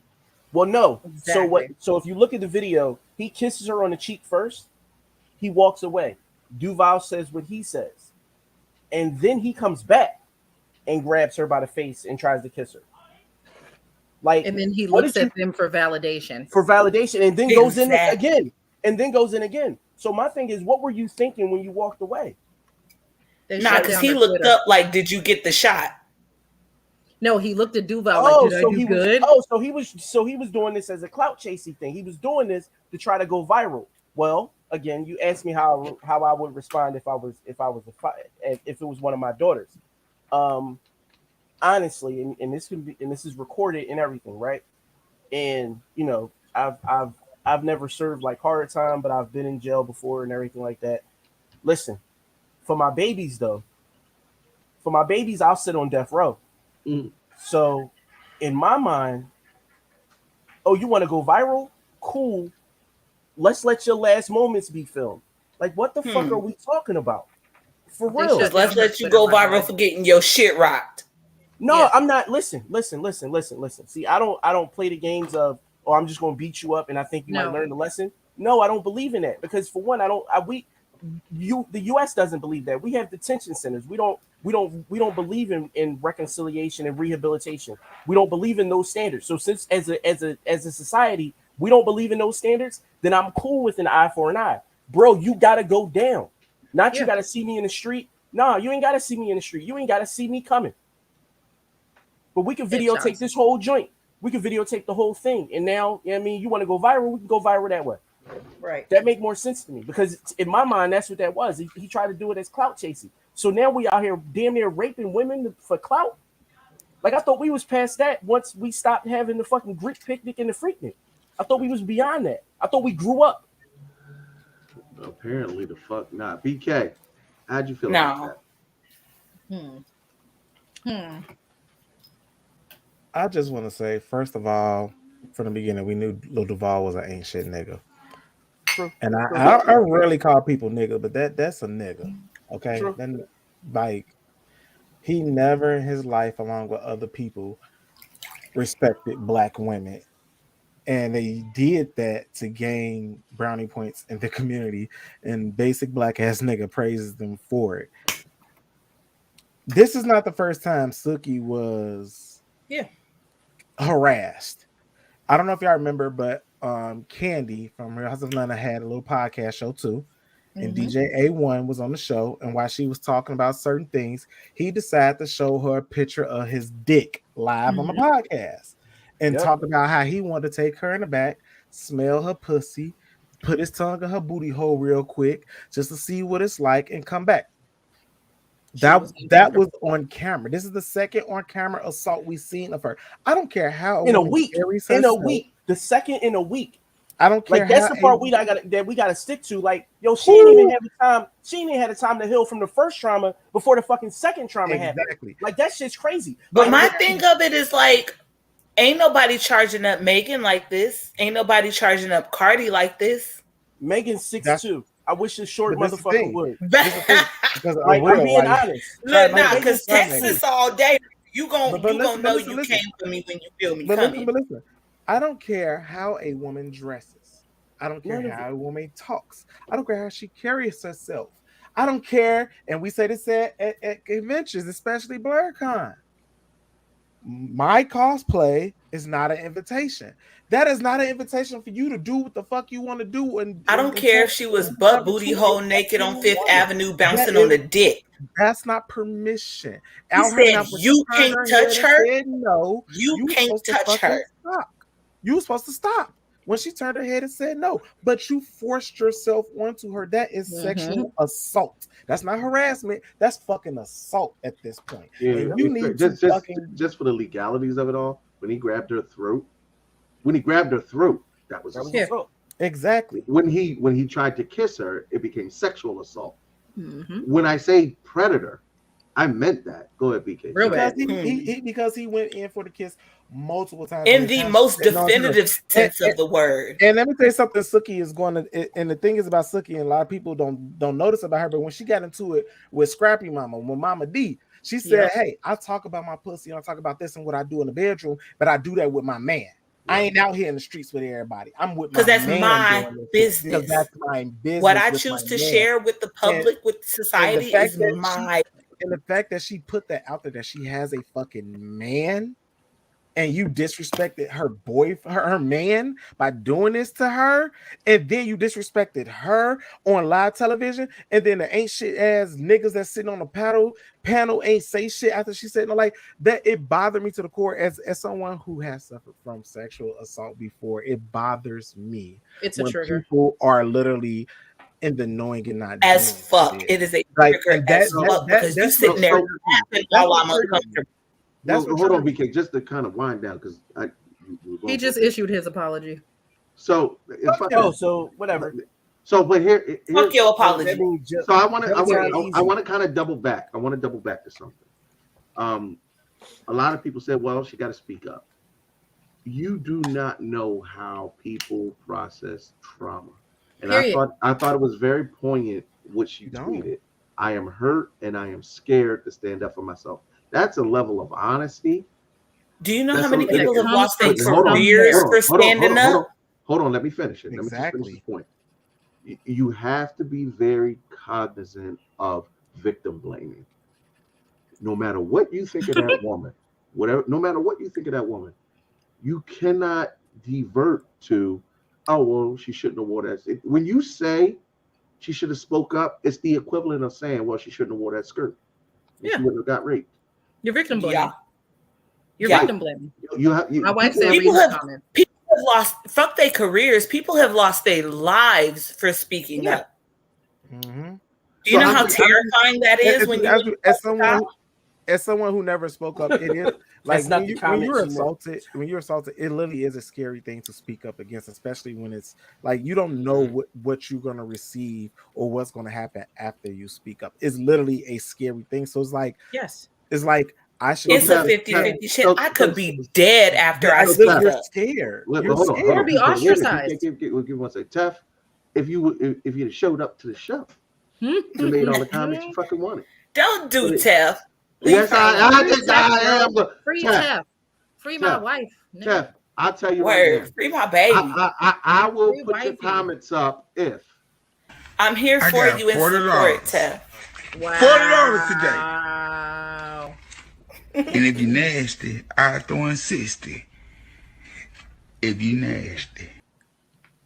But only if you nasty, baby. To her comment about the wolves and sheep, Michael Osiris was never a nice guy. BK, that wasn't for you. Bro, listen, I wanted to rebuttal that one comment. Well, go ahead. Jack. It's not that like he was a nice guy. He was just a lame nigga who got clout. It's a fucking difference. Nigga got his 15 minutes of fame, and that's what he did with it. Bro, it's a definitive definition of a fuck boy who got famous, bro. He's a fuck boy. Fuck niggas do that shit, bro. Like actual nice guys, we sitting back not doing shit because we don't want smoke. We don't want to be in fucking trouble. We don't call ourselves nice guys. Because in Texas, we fight niggas, baby. I'm gonna keep it a buck. She should have hit that nigga in his jaw without consent. I'm not. Yeah, because I don't want to go to jail for nothing stupid. Right. Like the fuck. But I'm with. I also don't want to be viewed a certain way. Like I want everybody to feel protected when I'm they're not in my going presence. to jail So for the idea nobody. of somebody not feeling like I would attack them. Right. Yeah, like that's the it. problem. Like the fuck, like not for a kiss, not for no pussy, nothing. It's not It's happening. really like Well, hold on, BK. Wait. God damn. behind a black woman, Wait, baby. Lock me up. I want to go to Dre. Because Dre, we have had this conversation on numerous occasions about in the nerd community. You always see dudes. They might got a little podcast. They might have a little. Niggas be weird, son. So- All right. So the best way I can say it is, that's weird ass behavior as a man in this kind of community because you just can't do that, and it's just like that's like. Once again, everybody knows who my mom is. Like, I was taught the dark arts of being a hoe when I really was not supposed to be. So it's like you just don't force yourself onto shit because you got to know the limitations. Because the worst thing you could catch is my mama taught me about foreplay in the 3rd grade. Yeah, it's like none of that shit. It's like you know what the fuck you did, and that's what going with motherfucker Eric Carter Jr. says a fuck boy with money. Right. Niggas, that's when the dark side gets a hold of you and you start doing stupid shit like that because you just feel like you can do whatever the fuck you want. Luckily, last nigga did my little sister like that. That nigga got superiority stabbed 6 times. complex. Little bitch got stabbed 6 times and she beat the charges. So shit is all I'm gonna say. So I want to go to Jay because I have a unique question for you. I will probably have a unique answer for you. As many a times because we do live events. We're sitting at a table. Honestly, the panel was commentating on what was going on. If you were sitting at that table in a black space, knowing that you're in a black space, and that happened, I don't want to put you on the spot to say what would you have done, but what would you have liked in your mind? Best case scenario, how would you have reacted? After she said no the first time, I asked Jay. God damn! I'm just shit. Somebody to snatch that nigga up because she said no Jay, the first time. God, not BK. I'll say it like this, okay? Because I didn't know the context of their. Because I'm not gonna lie to you. I don't know who either of these people are. Shocker. So, right? It's right? okay. It's okay. Right? We wouldn't even be the mad. panel as I don't know who either of them are. So I don't know what their relation is. I don't know their comfort level. So I probably wouldn't have said anything when he comes over and puts a hand on the shoulder or something of that nature.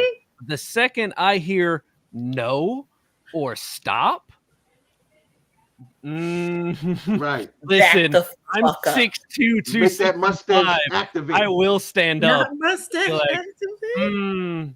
Listen, she said no. You should probably take the the L and leave.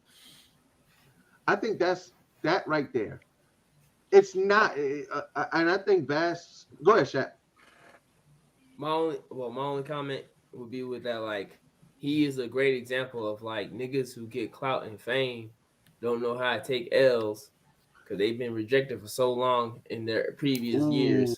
now they done got this clout and this Right, no, sense we of saying the same thing. invincibility. You know what I'm saying? And now they getting rejected by somebody who has equal or higher status. Now they feel like they gotta do some shit. Definitely And that shit's on some weak ass shit. That's what I'm saying. Like, it's not nice guys doing dumb shit. It's fuck niggas, dumb niggas, and lame niggas of the past trying to be these dumb motherfuckers currently in the present and the future. On God. And people that make them famous. It's like the Those nice lame guys nigga. read manga, you feel me? It's like the lame nigga in high school that go to college and act like they was the shit back home. Yeah, dude.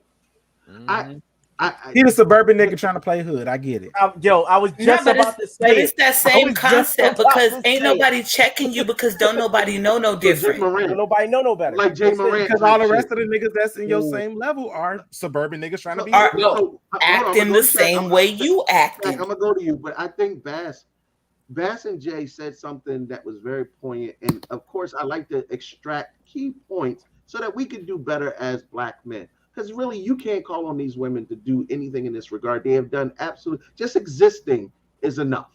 That's it. And if we are and men it's who will hard, say baby. that we are going to be protectors in a way, no matter romantic or platonic, or even if you just see a woman in distress on the streets, you hear an audible no. I just want y'all to remember this as a key point when you're moving and maneuvering in these streets. You see a woman, especially a woman of color. I'm not saying that you shouldn't do it for all women, but especially a woman of color. Say audibly, no. High, low, indifferent, no. And you see a man still continue to advance on her, act. I don't care what the action is, even if it's, hey, my man, slow down. I'm not saying that you got to go and clothesline the motherfucker, but act. Dude, I know. I'm from Texas, baby. We'll shoot you. Legally. Yeah, stand your ground. Oh yeah, and niggas learn how to take rejection. Legally, because stand your ground, baby. Period. And stand it with 10 toes down. I think what made this video so sad was not only the action, but the lack of action. The lack of action. The fact that she had with that me. many people around her. And they did nothing. And she had fuck niggas around her. She had other fuck niggas around her. And I would find all my security. All my security, y'all gone.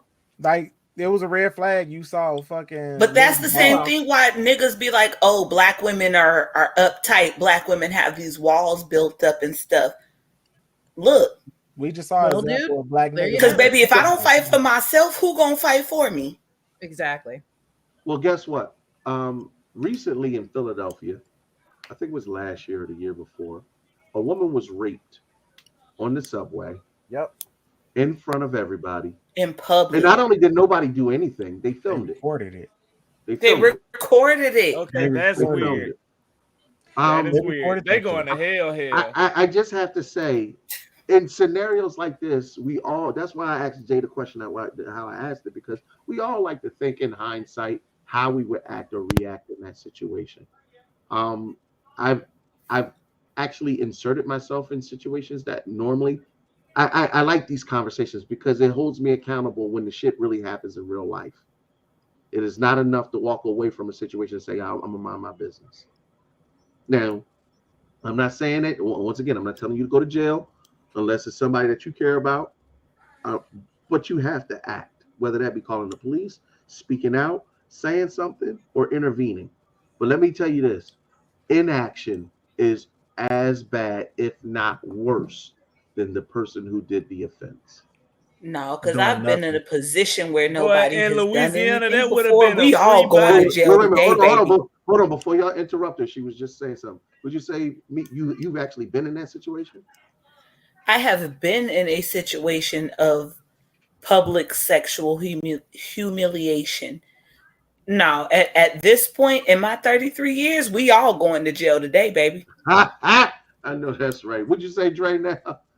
In Louisiana, that would have been a free body. I'm just saying. Yeah, facts. We can't do that. Gator food. Shaq. So I would say in my profession outside of this, where we try to make sure that we try to uphold to the standard to kind of keep that shit out of the work environment. Mm-hmm. One phrase that always stick to me ever since I started my my government obligation, I'll say it like that, is that what you don't stop becomes the standard. And it's like you can't be around people who won't uphold the standard either. And that's what happens when you get a lot of these people who do shit like that, because they don't have people that keep them uphold to that kind of standard and keep that kind of accountability for them. Because if he was with real niggas that kept him accountable, there would have been a random nigga in all black grab him and be like, "Excuse me, sorry." Boy, and what took the him fuck off are you the screen. doing? Being a good person is subjective to the company you keep. And your reputation. And here go the worst part about it. Somebody looked at that film, said this is good enough to post on the internet. Yep. And made it viral. How fucked up You made my uncomfortable situation viral. Viral, yeah. And that's why she deleted her Twitter. Yep, her Oh, Twitter she is deleted gone. her Twitter? Yeah, She her deleted Twitter's her gone. Twitter. Oh, poor baby. Because at the end of the day, you're not gonna see me. You're gonna see this viral ass video of everybody laughing at me. Or And to be hecklers honest- telling you deserved it because you And make to be songs about honest, sex. I just want to say I don't know who else's job does this, but my job recently we had to just do a whole new training module on witnessing sexual harassment, sexual assault, and what to do. So like to be honest with you, sitting there watching that and watching them do nothing, it just hurt. Like it was just like, y'all, it's a black woman asking for help and y'all didn't do shit. So it's just like That's y'all the trigger. and y'all didn't do shit. Y'all legit turned y'all fucking heads. Yeah, you looked at each other uncomfortably. That's but the didn't- trigger. Is that I can know for a fact that I'm in danger, and ain't nobody coming to save me. Ain't nobody gonna do shit. I gotta save myself. But when I fight back, I'm an argumentative black woman. I'm aggressive. I'm aggressive. I should have calmed the fuck down in that situation. But in a situation where I know I'm in danger, you can see it on her face. She knew what nobody coming to help her. Right. She knew what nobody coming to stop that situation. All she could do was laugh and play along with that situation and try to save face. Now, mind But you, at the end of the day, she got to go home and try to sleep with that. Little Duval, she can't, is actually really prominent as a comedian. Also, the other guy that was actually right next to her, he has a YouTube. He does really awkward interviews, and he's interviewed Suki before, and he had a rapport with her. So it's not even like, oh, we don't know who she is. Right. These are people who are actually cool with her. That's like, to Meek's point, like, it's one thing for somebody to be like, oh, I don't know who she is. Like, you know me. You was just taking pictures with me. And that's why it bothers me when people are like, oh, black women are argumentative. Black women have these walls built up. Yeah, I got these walls built up because at the end of the day, if I don't stand up for me, you have proven to me, you have said it in my psyche that if I don't stand up for me, you're not going to stand up for me. Right. I can be aggressive or I can be a victim. Yeah. Them the two choices I have as a black woman. So, and at the end of the day, what Beyonce say, I'd rather be crazy. I would rather you see me as an aggressor. I would rather you see me as an aggressive black woman than to be a victim as a black woman. I've seen what happens to black women victims. Right. So I have seen what happens to women in that situation where they're not bold enough to stand up for themselves. If I don't stand up for me, you not. So fight me, nigga. So with that being said, we are coming up on a 2-hour mark. We're going to transition because we got one more segment to do before we get ready to get up out of here. But as far as noob of the week, that goes to every fucking person. Every dude not that was right Suki there. in that video. Hell, even the cameraman. Especially the cameraman. Especially the cameraman, because you recorded my trauma. So to all of you, you get the What's wrong with you? What's wrong with y'all? You niggas are crazy. And we're going to take a quick beat, a breather. what before we get to our main topic.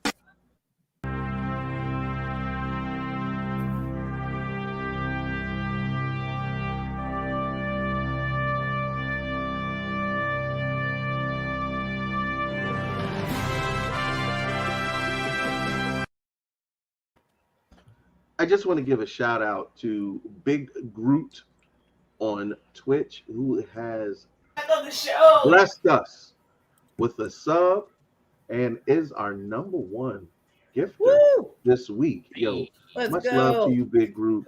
Thank you for keeping What Black up, Big Dope Groot? content going. As always, if you're enjoying the conversation, if you enjoy the flow, if you appreciate something that you hear on the show, remember stars for these bars and biddies for these titties. As always, shake them up, mama. Shake them up, shake them. Okay. Hold on, let me move the hair. You know, it's human, but still. I almost drooled a little bit. Keeping us in your mindset monetarily is greatly appreciated. If you didn't know. So if you see us past the collective weight, please feel free. Let's get into this main topic. Ladies and gentlemen, boys and girls, children of all ages, it's time,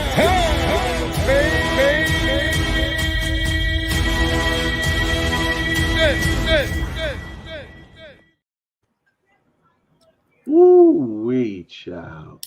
I did not think that this would be a thing, but somehow y'all have brought drama to the Spider-Verse.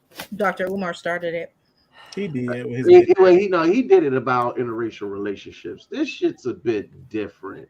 What we fitting to talk about today. Okay, so let me set the tone. A lot of parents are highly pissed off because of the trans messages that they believe was embedded in Spider-Verse. Now, you may ask, Kurt, what trans messages did you talk about, baby? All I saw was a good Twitter damn thread. movie. What'd you say? A long ass Twitter thread where they just basically said that Gwen is trans. Over 2 seconds of footage. Yeah, they did it again. They don't know what they're talking about. It was 2 seconds of footage. BK said it's more than feel two. better. No. It's actually, if you go through the thread, they kind of pinpoint these arbitrary moments where it could be construed multiple. It sounds really reachy, bro. I'm sorry. It was very reachy. Just because you ain't never seen a strong female character in your life, don't mean that person is trans or gay. Especially when they're advocating for trans children. So, when they made Joan of Arc non-binary, I was just kind of done. I was like, no, I can't deal with this. Well, let's first. I like to deal in fact, and I brought some pieces to talk about specifically to kind of see if there's validity to some of the, I don't want to say accusations, but to some of the conversation that happened. So Marvel fans are convinced across the Spider-Verse Gwen is trans. That's I forget which universe she comes from. But what Marvel fans? Well, it appears. Which ones? It's the ones on Twitter. Wait, hold on, let me get it out. Let me get it out. So I missed this email. So one of the first things they used. One of the first things they used is this sign that was over her door, and like they said, it was only like 2 seconds of footage, where it says "Protect Trans Kids." And I mean, I'm shocked anybody even noticed, but honestly, that was a big. But what part of that make her trans? Hold on, just let me finish. And then after her conversation with her police officer father, the entire room changes color to match the colors of the trans flag, or the colors that are identified with the trans community. And her father is wearing that same flag on his uniform right here on the left. And they were saying no police officer would ever wear that on their uniform unless their child was trans. What if he trans? Shit. Who the And fuck? That part. Those are literally Gwen's spider colors. So my right. boy. Hold on, just let me just I run just through had a it. stroke. Let me just run through it so that we can have a conversation. Oh, shit. We had a conversation with context. That's why. Then Twitter got to it. Motherfuckers be like, Gwen Stacy is in trans, and then they have a 4-minute sequence in the movie where she's just the trans flag colors. They did have this in the background, the pastels, and all of that good stuff. Holy shit, I love Spider-Verse. I'm just learning that now that basically all say that Gwen Stacy is trans, even if she's not. She's a hell of an ally with Protect Trans Kids flag over her door. Can't wait to watch this movie. Gwen is trans, and you're not allowed to say she's not. But also, it's just a headcanon, guys. But Jesus, this you with me right now.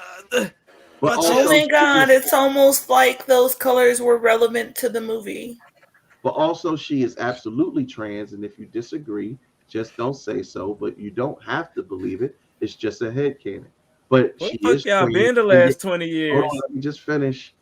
But she is trans, and you're a Nazi if you disagree. This is the last one, guys, and then I can let you. This is what I be saying. Just let me finish reading this one, and then y'all want to fight. Cut loose.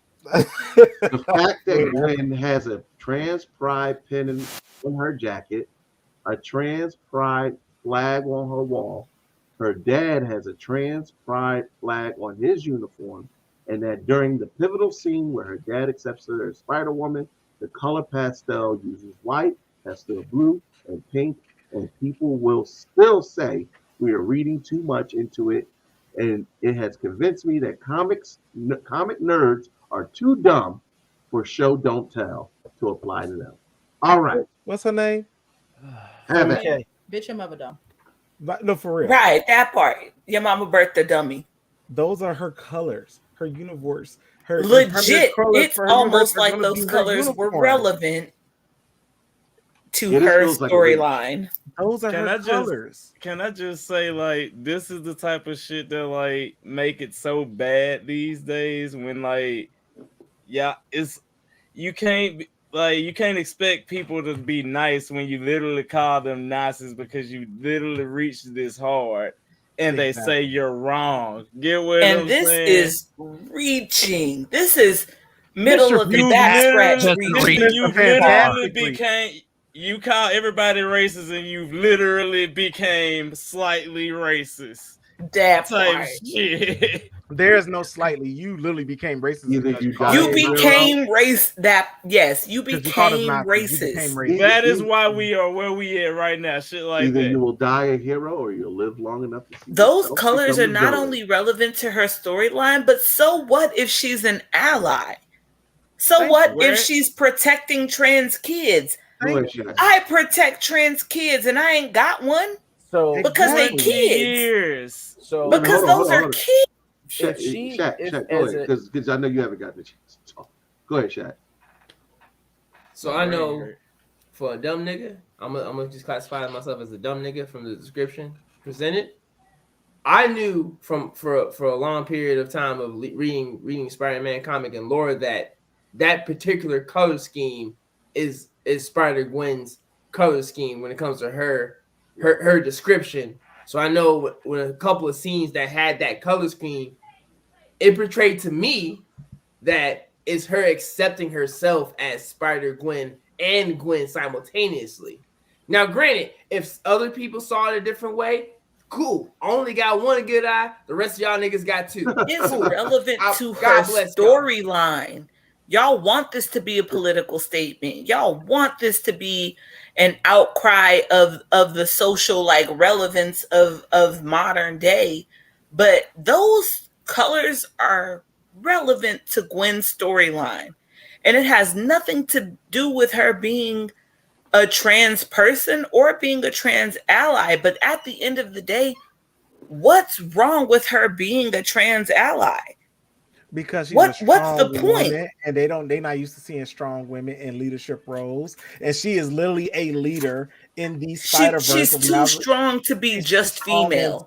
She's too headstrong and straightforward and thinking for herself, no matter what people think around her. That they think that she had to be a man. No, she's a strong ass. She's too strong to be just a woman. Well, wait a minute. Hold on. Wait. How about can this? we Hold just on, talk hold on, about? Hold on. Let's go back to Shaq so he can finish his point. Shaq, could you My please only finish your last point was just like, when it comes to people who kind of learned about Spider-Gwen prior to this movie, will see it different versus those with that specific depiction and agenda or whatever it is you have. But it shouldn't be to where we're making a fucking civil war about it. Like, hey, how you interpret is how you interpret. As long as it was interpreted into a positive light for you, good to go. If that shit looked like it was left turn, then talk your points. But if there was nothing else wrong with it, then let's just keep it pushing. Like, this train shouldn't I think stop. what we're seeing is you a gotta take dynamic piss. shift in generational acceptance and not actually what's being portrayed in the movie itself. Right. Because what we're seeing is a change in the dynamic of generation. People from a further back generation are saying like, oh, she's trans. Oh, I see these colors. I see this, I see this, that. But all of the modern day fans, all of the present day fans are just seeing the storyline. I honestly, and this is just me, I honestly see it as reverse. Yeah, me like too. The more like the modern day older people see it like who've that. been indulged in this storyline think of it as like, oh, this is just Spider-Gwen as Spider-Gwen's reputation versus the modern current era seeing it as the additional. Because I think if you ask anybody else from our age group and up, they'll have a different view on those scenes versus newer audiences indulging into this. Now, I 100% agree with that. Now I have to go to this comment. I'm not sure where it came from. It looks like Facebook. Oh shit, we got here. All right, so Mike Shires says only two genders.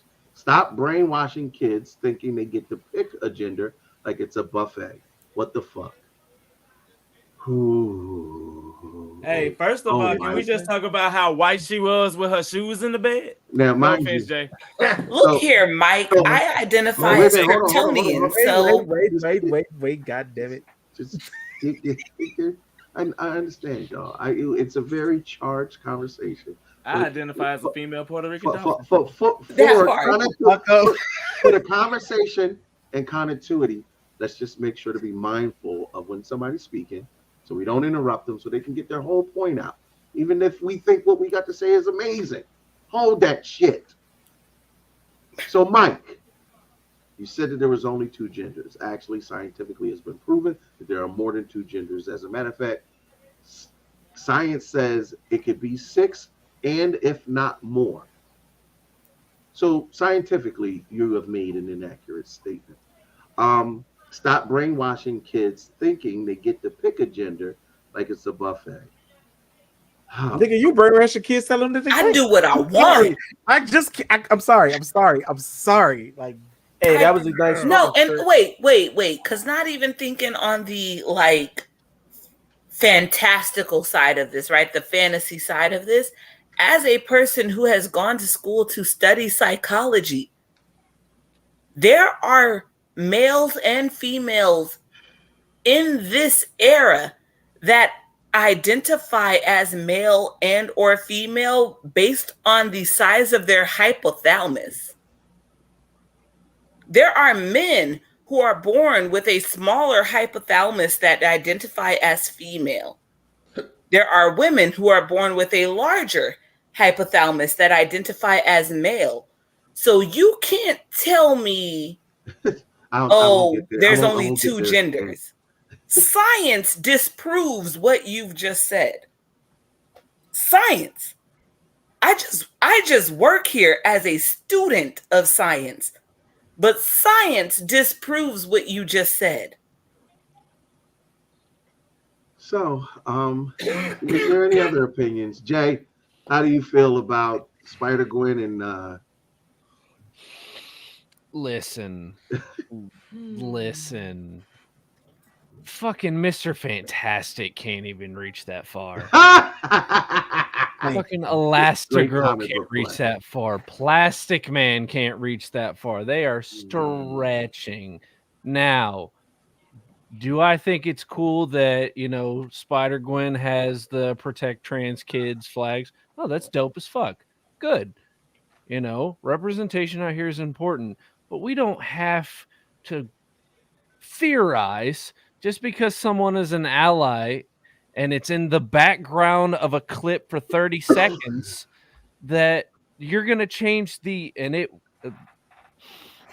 it does you will change the entire character of Spider-Gwen by trying to push that narrative. Right. Now, Bass, go ahead, because I saw you just No, I just got like one question for the people that feel like, that sign represented a particular thing, or the color scheme represented a particular thing. Anybody that watched any animated movies or animated shows about Spider-Man while we were growing up, all of them showed color as emotion. Mm-hmm.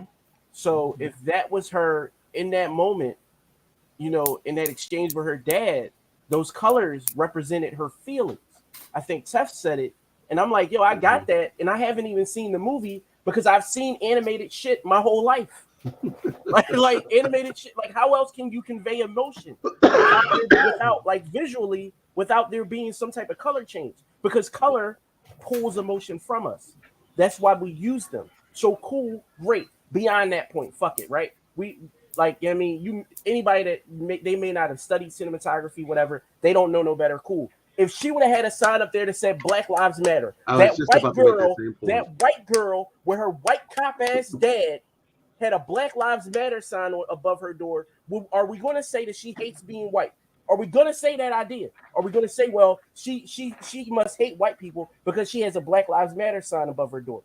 Like, what the fuck? Like, I swear, Trump started this. I blame him because he really did fucking give us. He gave all of these people this fucking idea that we could just pick fights for no reason. Like, there's no reason for this. Like, we're having this whole thing and there's no reason for it. Transformers was a great fucking movie, but the first weekend of a Spider-Man outdone by fucking Transformers. Transformers was a great movie. Don't get me wrong. I'm not saying it wasn't great. I'm saying that the opening weekend of Spider-Man was outdone for the second or third weekend of Transformers. Nah, bro. Nah, not at all. I'll just say this, and then I'll go to BK and back to Meek. If there's anybody else that want to make a point, just let me know. But one of the things that was pointed to me is what you said about the Black Lives Matter. Like, if she had a Black Lives Matter sign, we wouldn't be sitting up here talking about she light skinned. Like, no, it doesn't make any sense. Like, just because she's an allyship is just as a light-skinned individual, I concur. Allyship light-skinned individual, I concur. Right. Allyship far now. It's like y'all just wait for me to talk. I'm sorry. I don't know. Obviously. Allyship is allyship. You don't have to be the affected party to be a fucking ally. That's it. And I understand now for the trans community, or for anybody who would want to kind of push that narrative that she is trans. I get it. Representation does fucking matter. Hey, listen, when Miles Morales came out, Black people unequivocally was like, he's ours. He's Black. And we had to be kindly reminded, no, he's Afro-Latino. Nah, fuck that. He's Black. And we, for the first movie, as a Black Irish individual, I agree. That's Black Irish. We the same. We cousins. They Black too. What up, cuz? Just because they forgot don't mean nothing. I guess that's on them. This is what it is. Afro-Latino, I don't even want to make the fucking point anymore. It's at this point, I just want to end the show because this is ridiculous. It's fucking ridiculous. Anybody else has anything to say on the point? besides BK? No, I haven't said my point. I don't give a fuck. I don't give a fuck. No, at as all. a I'm dead. I'm like mixed dead ass. breed kid, I get it. I understand I get it, but it's not the same, yo. It's not the same. Any other points on this topic conversation? I'm good. Come on, man. I want to hear what you gotta say. No, I'm so good. Say something, Kurt. I'm all right. I'm okay. I'm No, all you're right. not. I'm trying. I'm a whole. You look like your feelings hurt. No, my feelings not hurt. I just don't like that. I think it's absolutely fucking rude to interrupt the person making a point when so many times people allow other people to say their points. It's listen, at the end of the day, whether you believe Gwen Stacy wasn't, doesn't matter. It's a great fucking movie. Go see Spider-Verse. Don't let that be the reason why you don't go and support a phenomenal movie with representation of all facets. At the end of the day, your children aren't going to be swayed one way or the other. Probably a better fucking human being if you take them to go see a superhero movie that actually matters with people that they can relate with. And I hate the thought of that we have gotten so far from our own humanity that now we scrutinize cartoons to the point where we make them unenjoyable for our children. You had a fucking issue with something in a cartoon, fine. You can have your adult issue with it, but your child doesn't see that. It's animated, bro. Go ahead, Shaq. I said my last thing on it is until the source material says otherwise, it's your opinion, bro. Ain't that as valid as fuck. Headcanon. Until the source material says otherwise, it's just your opinion, your interpretation, which you are free to have. Facts. Just y'all niggas really felt the way when Iceman, when they made Iceman canon gay. Like, why? Ooh. Go ahead, Shaq.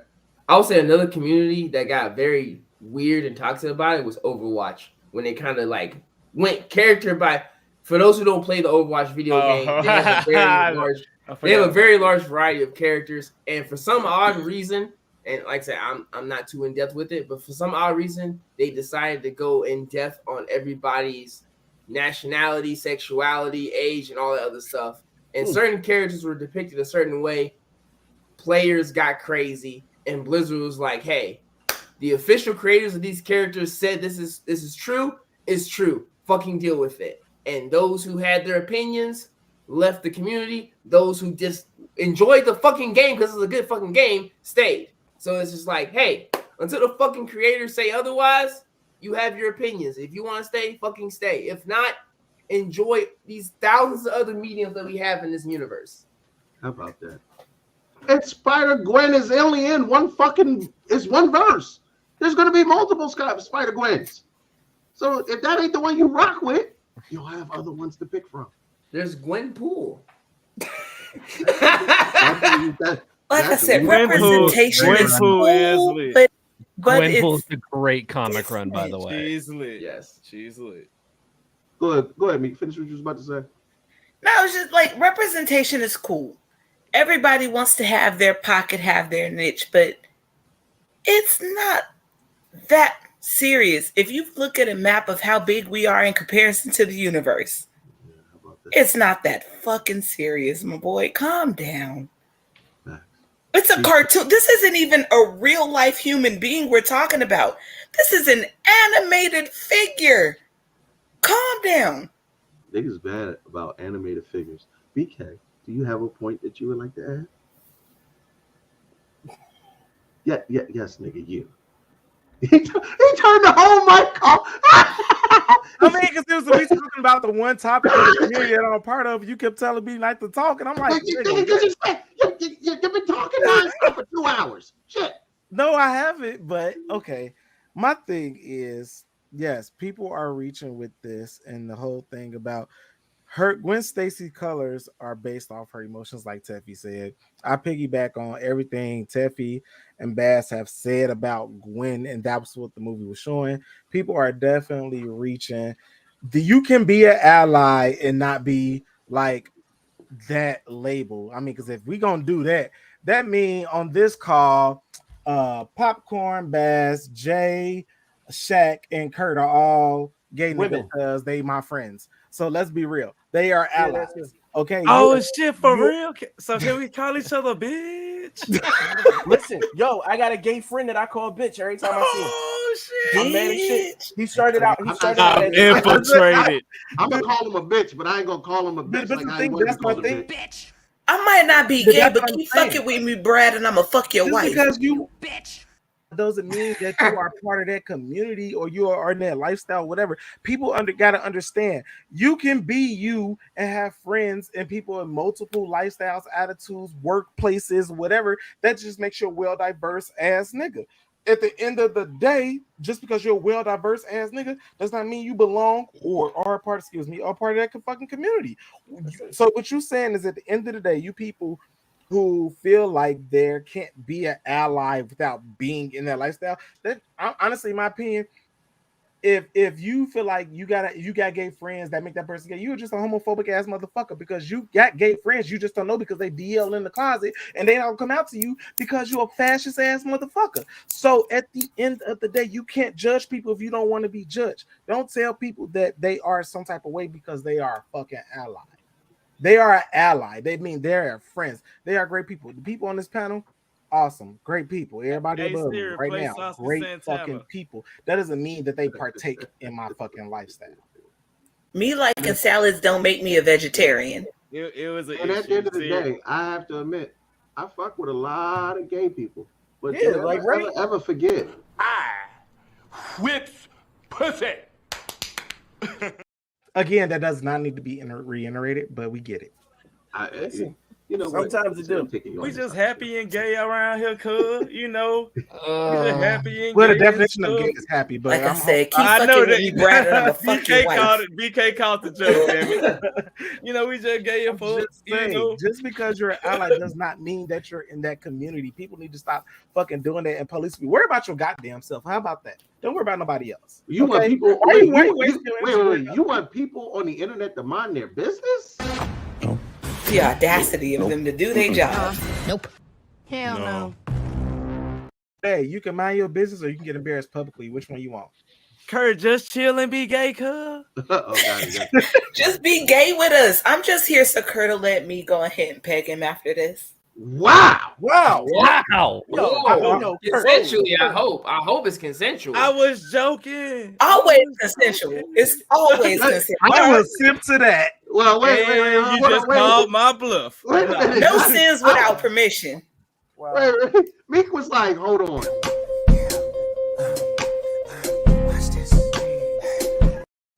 I'm too drunk to process that. Yeah. BK, I think I'm gonna just be an ally again. Yo, the way my ass clenched. I think I'm gonna just be an ally again. Bro, yo, Jay, I grew 2 feet tall. I was like,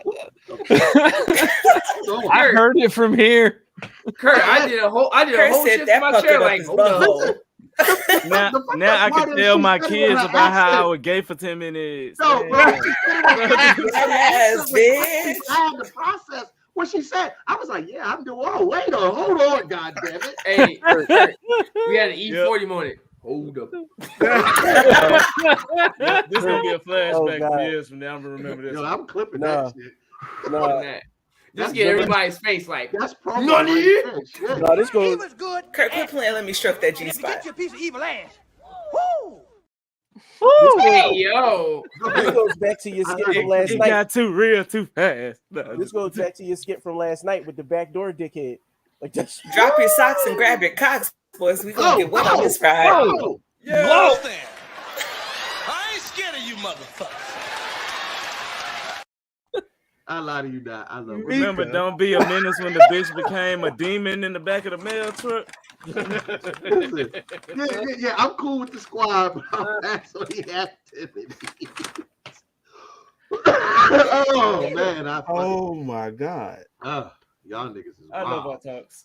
I think, and you know what? We didn't even call HNIC Jesus out on this one, but as far as, I'm sorry, Meek, as far as peggings go, I can hear my asshole right now. It sounds like it's whistling Dixie. Hey, It was just the one nigga had to make it serious. The minute you lift my legs up. I'm gonna put them on my. Well, you ain't gotta lift mine up. I'll bend over. I'm sorry. All right, that is Head Nerds in Charge. Another great action-packed Wednesday. As always, we end on pegging. Sounds about on brand for us.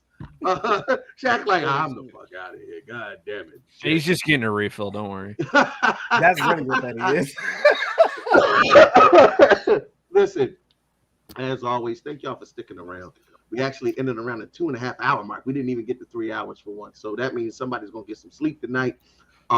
As always, I'm going to start off with my man, Aaron Carter Jr., Earth 404. My man, Shaq, talk to him. But you know, I got to set my last shot of the night. Hold on. Hey, come on. That'll get you boosy loosey. Go ahead. I already know what it is. Your boy, Sir Shackley. You can find me on all social media platforms, except for TikTok, because I ain't got time for that shit. Instagram is private. My Twitter is public. I'll see you guys. If you're in the Kentucky area, I'll be at PopCon this weekend. Following after that, I'll be in other cons. And I'll see y'all motherfuckers at DreamCon as well. We turn the fuck up in this bitch. You already know what it is. Gang. DreamCon. Yeah. BK, talk to him. It's your boy BKE for life, cosplayer, podcaster, actor, TV personality, whatever you want to call me. I'm a jack of all trades, but a master of none. I'm the opposite of Aaron Carter Jr. My Twitter is private, but my Snapchat is public. So go ahead and follow me, and if you got the right juice, you can see all of those. See, ain't nothing good happening on Snapchat. Nah, ain't nothing good. Ain't nothing good happening on Twitter. That's what I'm saying. No, Twitter open. We know what ain't nothing good happening on Twitter. Snapchat, you niggas want shit to disappear. That's where the nasty shit goes. I mean, I don't understand, but niggas be setting a 24-hour mark, so I'll be like, all right. I am delivered. Never.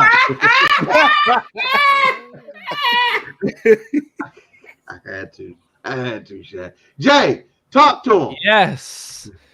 Once again, I am Jay Kirby, host of the Curbside Podcast and Dice Hard with a Vengeance. Go check us out on our link tree. I have it in my little profile list. What in the fuck? Go check out our link tree. It has all our social media, our Instagram, our Twitter, our Facebook, our YouTube, our Twitch, because we will be going live Saturday for an episode of Dice Hard with a Vengeance. Listen, y'all already know. Pull up to my man Jay. They got merch out there. Make sure to go and support. And absolutely, I thank Jay for coming every single fucking week. I don't know how he does it, but we ain't tossed his ass out yet. That is funny. Oh, funnily, Google did that today. Oh my God. Google did what? If you search the Fresh Prince of Bel-space Air, click the license plate, it's literally going to be like wheel goes across screen. Then when you click back, it's literally Jazzy Jeff being thrown out, and it goes back to the search engine. I kid you not. All right, I love when Google do dope shit. Google did that today, and it was like kind of dope. All right, I'm gonna check that out, y'all, and go check it out, y'all, for a good laugh, Philly shit. Bass, talk to him. So I'm Bassing the Dream. Once again, one half of the Bull and the Goat podcast, which will be premiering soon. You can find me Bassing the Dream everywhere, except for TikTok, because I fucked up somehow, and my name on TikTok is I am Bassing the Dream. Because, I am somebody. Yeah, I know that's right. The sexiest, the southernest voice tried to get me with Pagan. God damn. Yo, why is talk to him? We'll talk off. You and I are gonna talk off air, because Kurt, I don't know what energy you putting out, but it's something that you. Everybody want to fucking peg me. Yeah, we got to figure that out. I don't know what. I think it's because I exude a certain energy, and women enjoy the idea of dominating that energy. You just like skin. Or it might be I'm gonna be good at it. Show some items on the fucking show. And honestly, he's not even light skin. I love strong, powerful, poignant, ain't taking no shit with Jay, me. the only one in competition with me right now. You do as far take as a lot light of skins selfies, go. nigga. My name is Antamika. I'm gonna be good at. Go ahead, Meek. You muted yourself, Meek. You muted yourself, baby. And her tongue pierced. Yeah, buddy. Jesus Other Christ. things too. She's a problem. Oh God. I'm going to text you. I identify as a fucking problem. Okay. I see. Well, that's cool. I identify as a man that likes not only consent but like excited consent. Like I need you to be like happy when you say yes. I'm a man that identifies as a problem. So Yes, Zaddy. No problems, just solutions. I shoot liquor with a straight face, baby. What's That's up? all you had to say. The fucked up part is I'm trying to time my shit in between y'all comments, and it's up. This is a little off. Just a little. It's just I'm because the packet it threw me off. I'm not on my game right now. I'm just Kurt, you know you're not gonna catch me. You learned that in Colorado. Yes, ma'am. I love solving problems. I'm just saying. Well, y'all can get at Meek somewhere. Meek, where can they get you at? I am on Instagram under Antamika Cravey. I am on Facebook under the same name. Y'all come find me. I am a social media personality. I don't exist in real life. I know that. Yay. Listen, my first podcast, the comics talk, the real life talk, I can dig it. Old school Unk in the house. I'll be back next time. Every Who the Wednesday, old baby. school Unk? Around 8:30, this is when we do the damn thing. There was somebody else that was it was their first time pulling up to the show. Appreciate everybody supporting. Please go on YouTube and or Twitch. Hit that subscribe button so y'all know when we go live. We have an assortment of other shows that are streamed throughout the week. HNIC is every Wednesday, but tomorrow we have the Unicorn Straight No Chaser podcast, and they're going to be talking about pussy play. Everything you ever wanted to know about a vagina. And then you have Ren's Red Room, where she talks about all things pop culture from the Black woman's perspective. So, It's something else Monday, huh? Too. Let me find out about the vagina flaps. yeah, no, it's gonna be hilarious tomorrow because Gina always does an amazing. I'm sorry, Sarah always does an amazing job with keeping the funny and the fuckery together. Drizzy Dre with a popcorn pimp, talk to him. And it is your baby mama's favorite trap nerd. Oh yeah, shout out my nigga VK. I'm a gay drug lord now. That's the new one. Goddamn. Gay drug lord. Liberace might be like, "Oh, nigga, that's where." Make sure y'all listen to the Trap Nerds. Elton John got podcast. questions. I hate you so much. New episodes every Monday on the Black Effect Podcast Network on iHeart, wherever you listen to podcasts. I got some other. We might have some shit coming to another network, but we can't say nothing yet. And yeah, make sure y'all follow Popcorn the Zombie on all socials. We finna hop back on Diablo and Street Fighter too. So follow me on Twitch. All right, y'all already know. And I got to get back on Pokemon now, apparently. You know, usually I have Teffy wanting to pull up and say all the dope shit that you can do to follow and support us. Just make sure you follow and support. You say it, I'm gonna put the titties in the camera. Oh my god! Go to headnerdsinchurch.com. Somebody say it just so she keep the titties in the camera. Make it big screen. Make it big Go screen. to headnerdsinchurch.com. Make sure I go to headnerdsinchurch.com. Make sure I go buy the merch. Buy the motherfucking merch. If you get Don't paid, forget you gotta pay mama. Get you some merch today. Don't forget. Hey, Shaq. Don't forget the partnership with Champion. Fuck that picture. We gotta keep the titties up. Go ahead. Keep talking. And tongue piercing. Let's Don't forget the partnership with Champion. Available still in the merch Titties section. for the titties. Cash for some more ass. They got some Patreon with more titties and more ass on it. Make sure y'all go when it is. If you support the Black Unit, you already know where to go. Gregory ruins the moment. Why would you do that? No, what are you talking about, nigga? That was awesome.